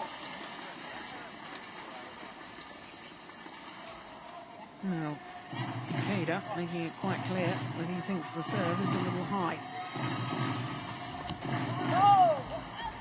Not the start the Japanese pair would have wanted. Of course, Shiota, one of the faces, one of the ambassadors for Tokyo's 2020 Olympic bid.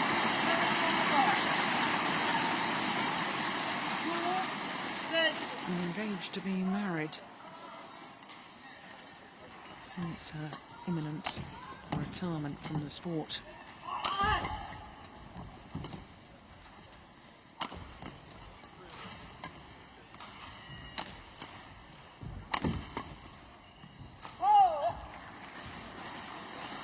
Service over.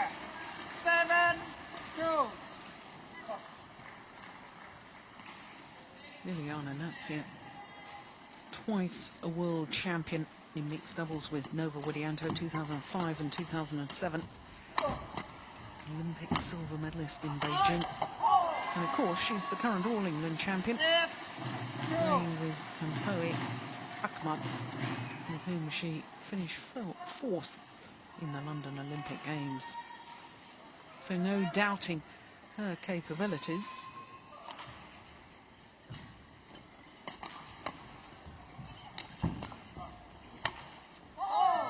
And that's long at the back line.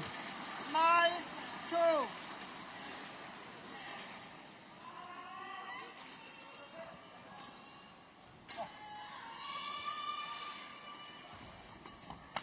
Oh.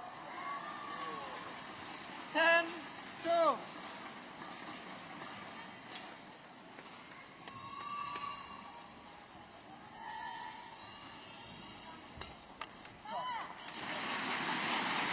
Service over. 3-10.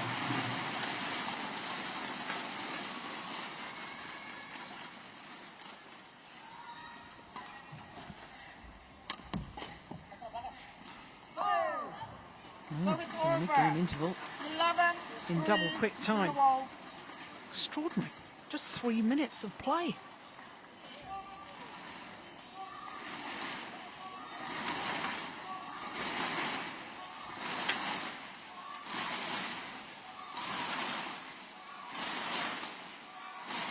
The lift quite clearly long. Japanese pair, of course, playing with the drift, which means that they have to be awfully careful when they do lift the shuttle. Likely to be carried along with that back line, as indeed that last one was. Hot 1, 20 seconds. Hot 1, 20 seconds.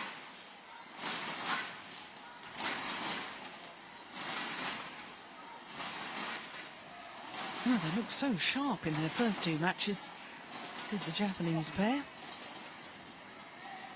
11. As I was saying, they raced to the 8-love lead against Kim Sa-rang and Kim So-young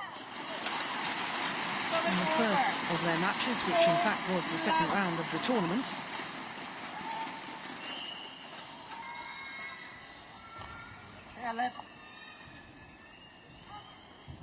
They just need to settle themselves down, find their rhythm. As these rallies are all over far too quickly. 12-4.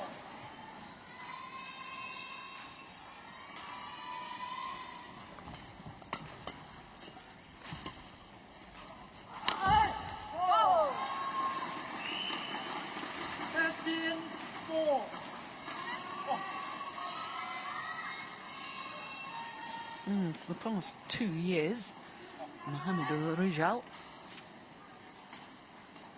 25-year-old, was lost in the first round here, playing with Debbie Susanto.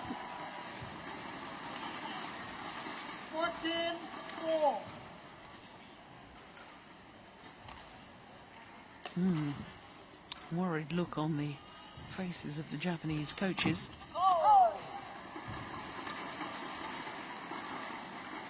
15-4.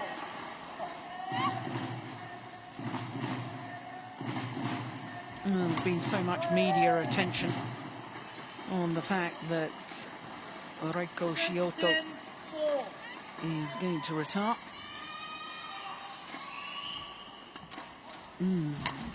Crowd not helping.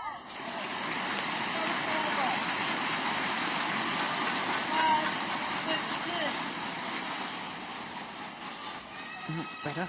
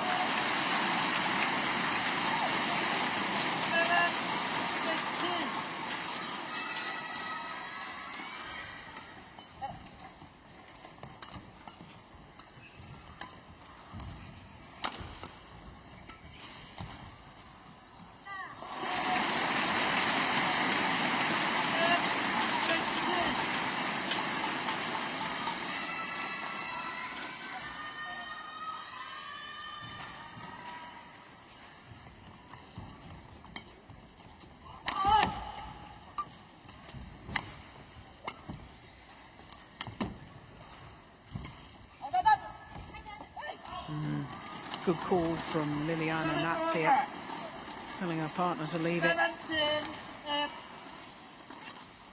Wise words.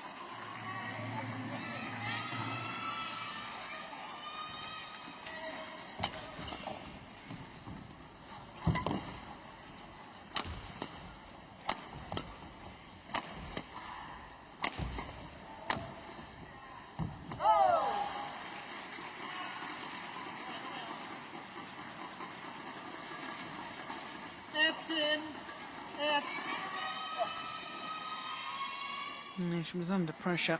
You could see she was getting pushed further and further back. Not standing up to the smash, not standing up to the attacking play.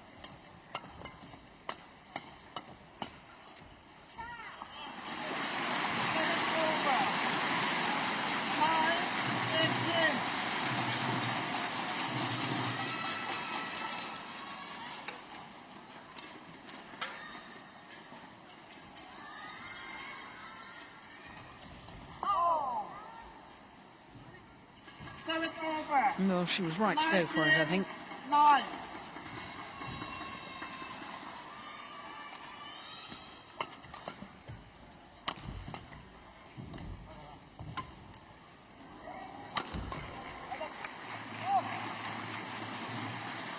Just not happening for the Japanese pair so far. 11 opportunities for the scratch pairing from Indonesia to take this opening game.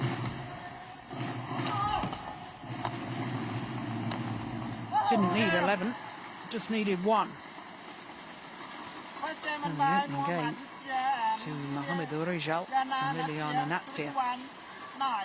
21-9 confirms the umpire, but more importantly, just 9 minutes of play.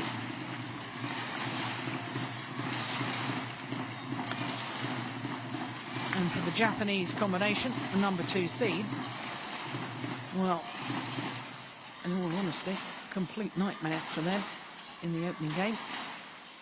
They were on the back foot from the start, and that was because Liliana Natsia and Mohamed Rijal were pouncing on everything, controlling the nets, hitting in a downward direction. And the Japanese pair have got to somehow pull themselves together and turn this around. Well, if anyone's able to do it, Park Ji-bong, former Olympic champion, world Olympic champion, of course, formerly a Korean player, now revitalised Japanese badminton, having been head coach here for a number of years.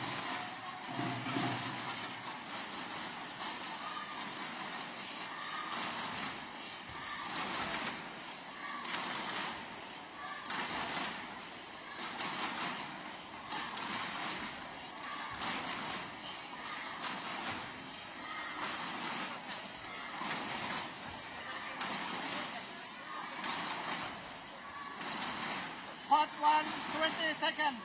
Hot 1, 20 seconds.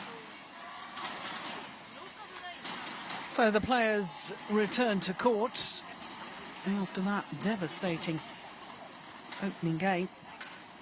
21-9. Mohamed Rijal and Liliana Natsia against the number 2 Second seeds, down. Level. Shintaro Ikeda and Reiko Shiota. Not the best of starts. Well, the number 2 seeds in the second game either.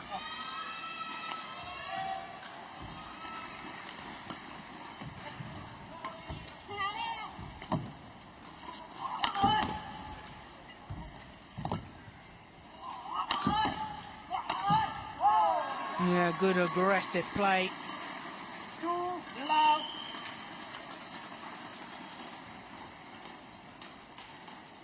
And 2 high lifts from Ikeda.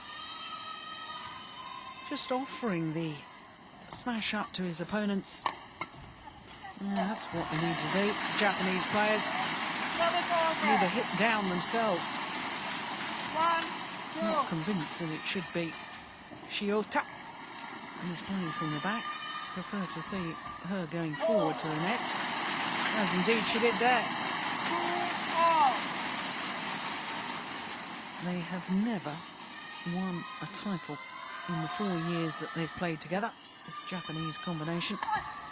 4 finals they've been in, but never actually won the title. Of course, they reached the final of the Singapore Super Series event, which was the last of the Super Series events prior to the London Olympics.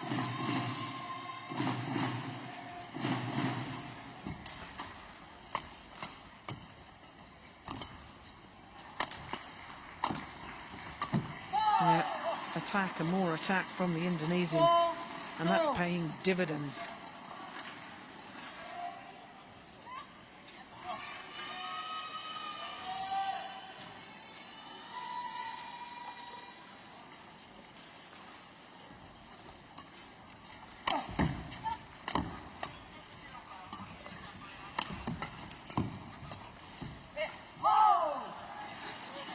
Time, I sense, is running out for the Japanese pair. They're just too negative at the moment.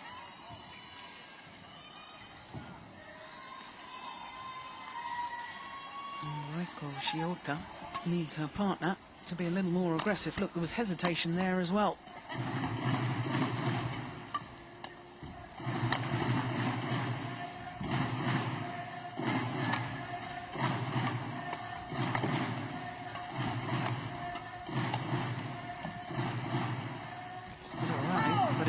Wonderful, wonderful net shot from Liliana Natsia. 6-2. Well, you don't get any better than that. Super play.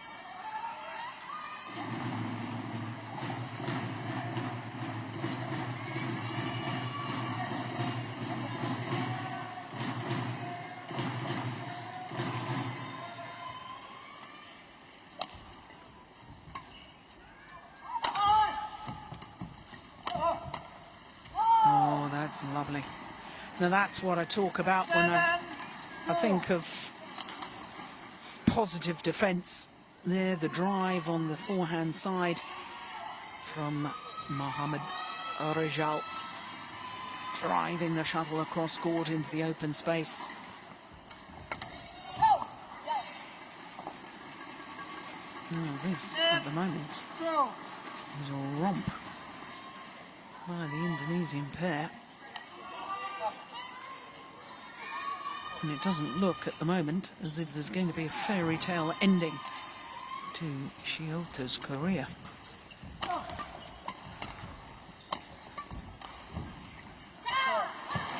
Yeah, that'll lift the spirits.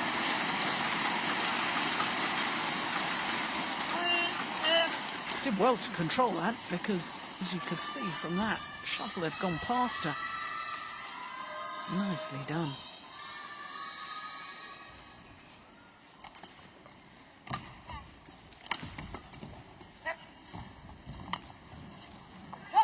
Oh, it's wide. Ikeda doesn't really seem with it today.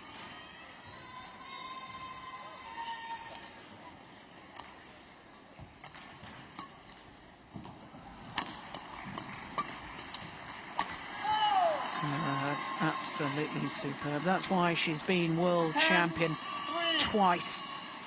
That's why she's current All England champion.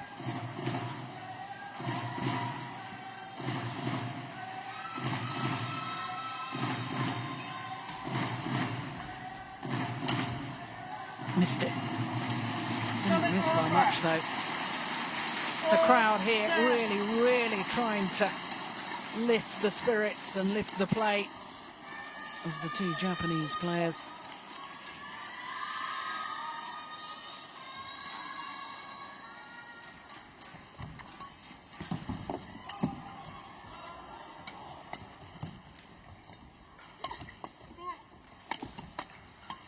Here's the positive defence again. Turn the rally, turn the momentum with the drive defence from Mohamed Rejal.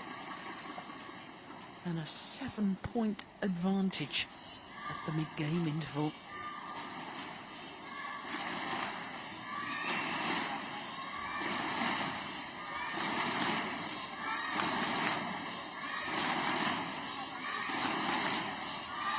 This is the one. That's wonderful. There's the drive. That's what does the damage.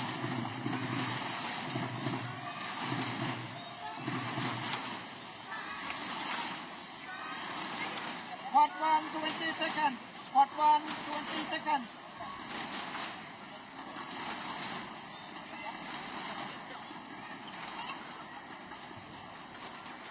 Well, it's now or never. Play. Because the number 2 seeds, Ikeda and Shiota, Set it over. 5. playing in their last international event together because of the imminent retirement of Shiota.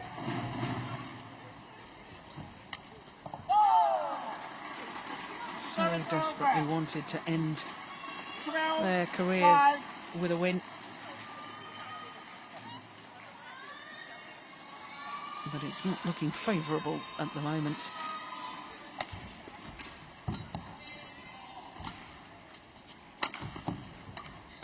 Oh! 13, 5. Yeah, classic mixed doubles, the attacking play from the back of the court from the man, hitting in such a place that he can get his net player involved.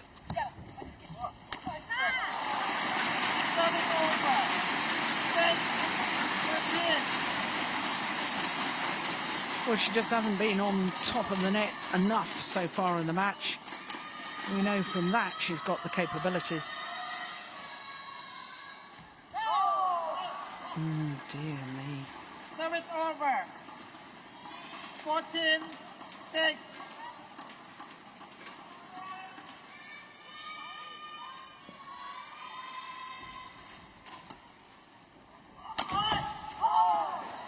Yeah, the power smash. 15. You gotta question the tactics of Ikeda lifting cross court so that the smash came straight down on his partner. That's a more positive return of serve. 7, 20.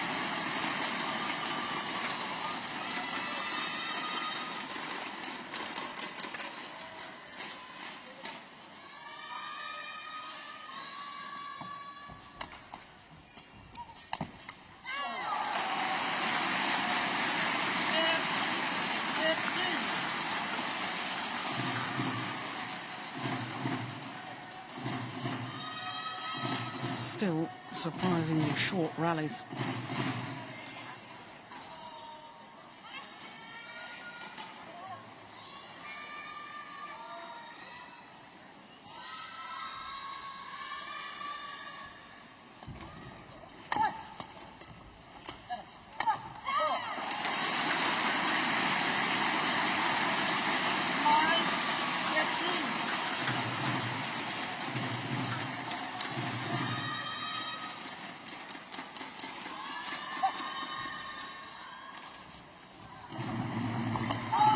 What a super return. Serve it over. Fast onto the low serve, just guiding the shuttle in a downward direction into the mid-court area. Ideal shot in doubles.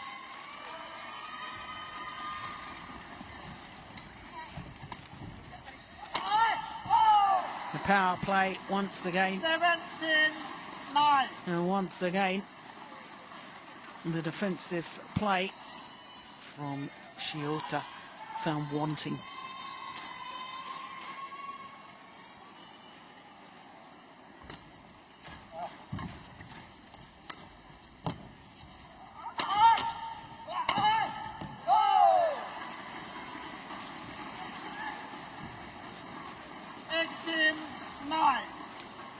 Well, the smash racket, a clash between the two Japanese players on the channel attack as they tried to defend. But I doubt if a change of racket is going to bring a change of fortune.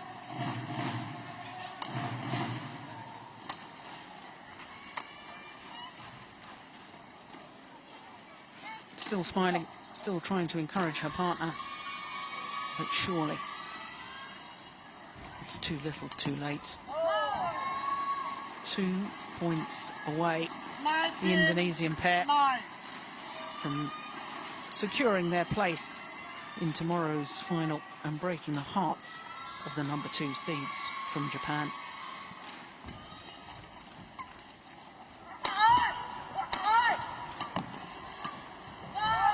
Yep, well constructed again by Mohamed Rijal, setting his partner up, and Liliana Natsir duly obliging and finishing it off from the net. Match points.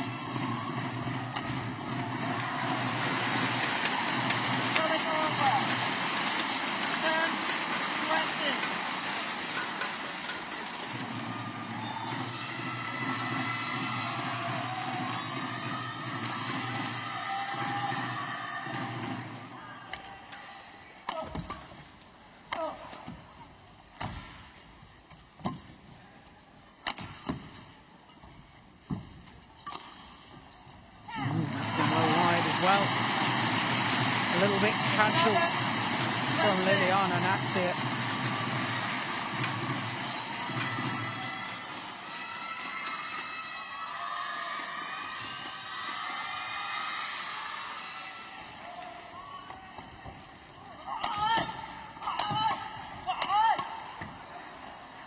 That's gone long, and Mohamed Rijal and Liliana Natsir have sent Reiko Shiota into retirement. An emotional Shiota.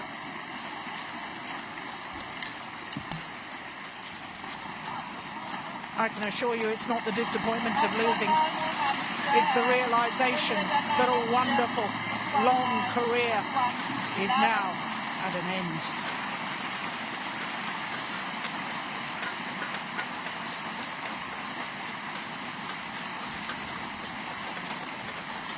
Well, it's a bit of disappointment that after such a long and glittering career, that her final match in international badminton wasn't the best she's ever played. I'm going to have to say this Indonesian pair was stunning. 21-9, 21-11 in just 24 minutes. This was how it all ended. And for Mohamed Rijal, his second final here at the Japan Open.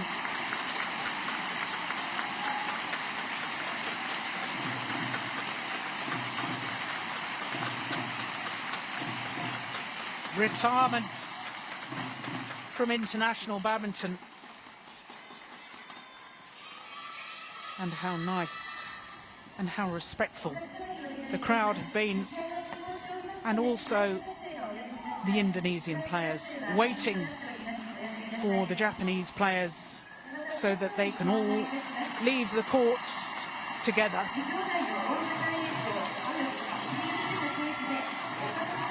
A little wave goodbye from Shiota.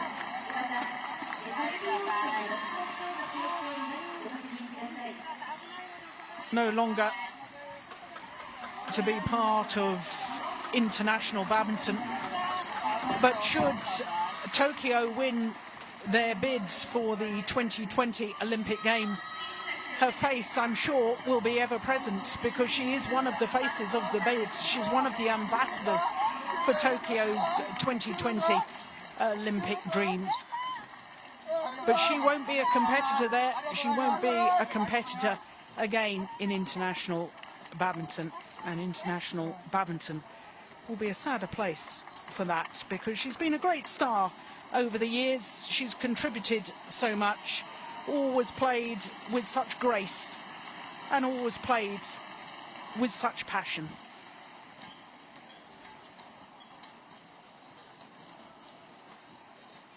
So that, of course, means that the mixed doubles has been concluded.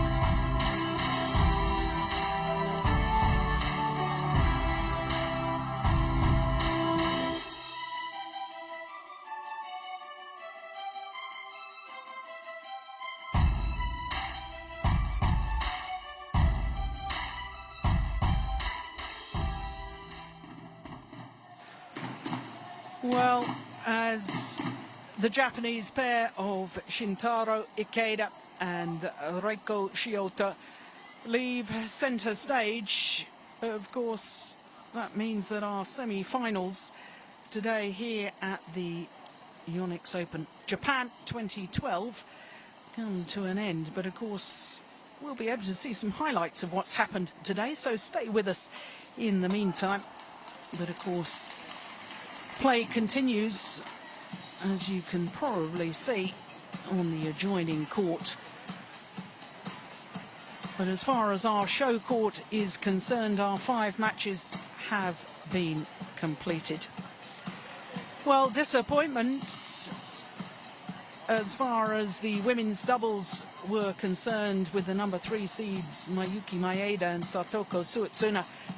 They had the chance to make it an all-Japanese women's doubles final. And of course, bitter disappointment in the mixed doubles from the number 2 seeds Shintaro Ikeda and Reiko Shiota. But all is not lost as far as Japanese fans are concerned, because they have chances tomorrow in the women's singles and the women's doubles. So just to recap on what's happened today, and it all started with the men's doubles, and Kim Ki-jung and Kim Sa-rang, the Asian champions, just too good for their Japanese opponents. And then thrilling scenes as Iriko Hirose is through to her first ever Japanese Open final, defeating the seeded player Porntip Boranaprasatsuk in 2 straight games. It will be Hirose's first final here in Japan, and an opportunity for her to win Japan's first ever title at their home event.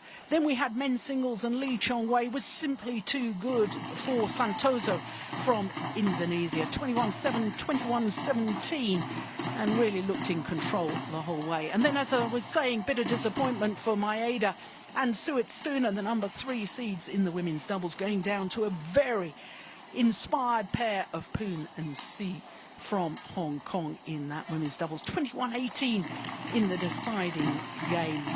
So then it was to the mixed doubles, and so much was expected, so much was hoped from Ikeda and Shiota, playing in their last ever tournament before retirement, but it wasn't to be. 2 straight games, Rijal, and Natsir won that. So able to look at all 5 semi-finals now. The men's doubles, Kim Ki-jung and Kim Sa-rang from Korea. Well, they really were exceptional today. Hirose played one of the best matches I've seen her play in a long, long time. Of course, she was in the All England final last year. She's in the final of her home event. Lee Chong-wei was brilliant. Didn't really allow Santoso into it. And my goodness me, what disappointment for Japan from Maeda and Suetsuna. But all credit to their opponents.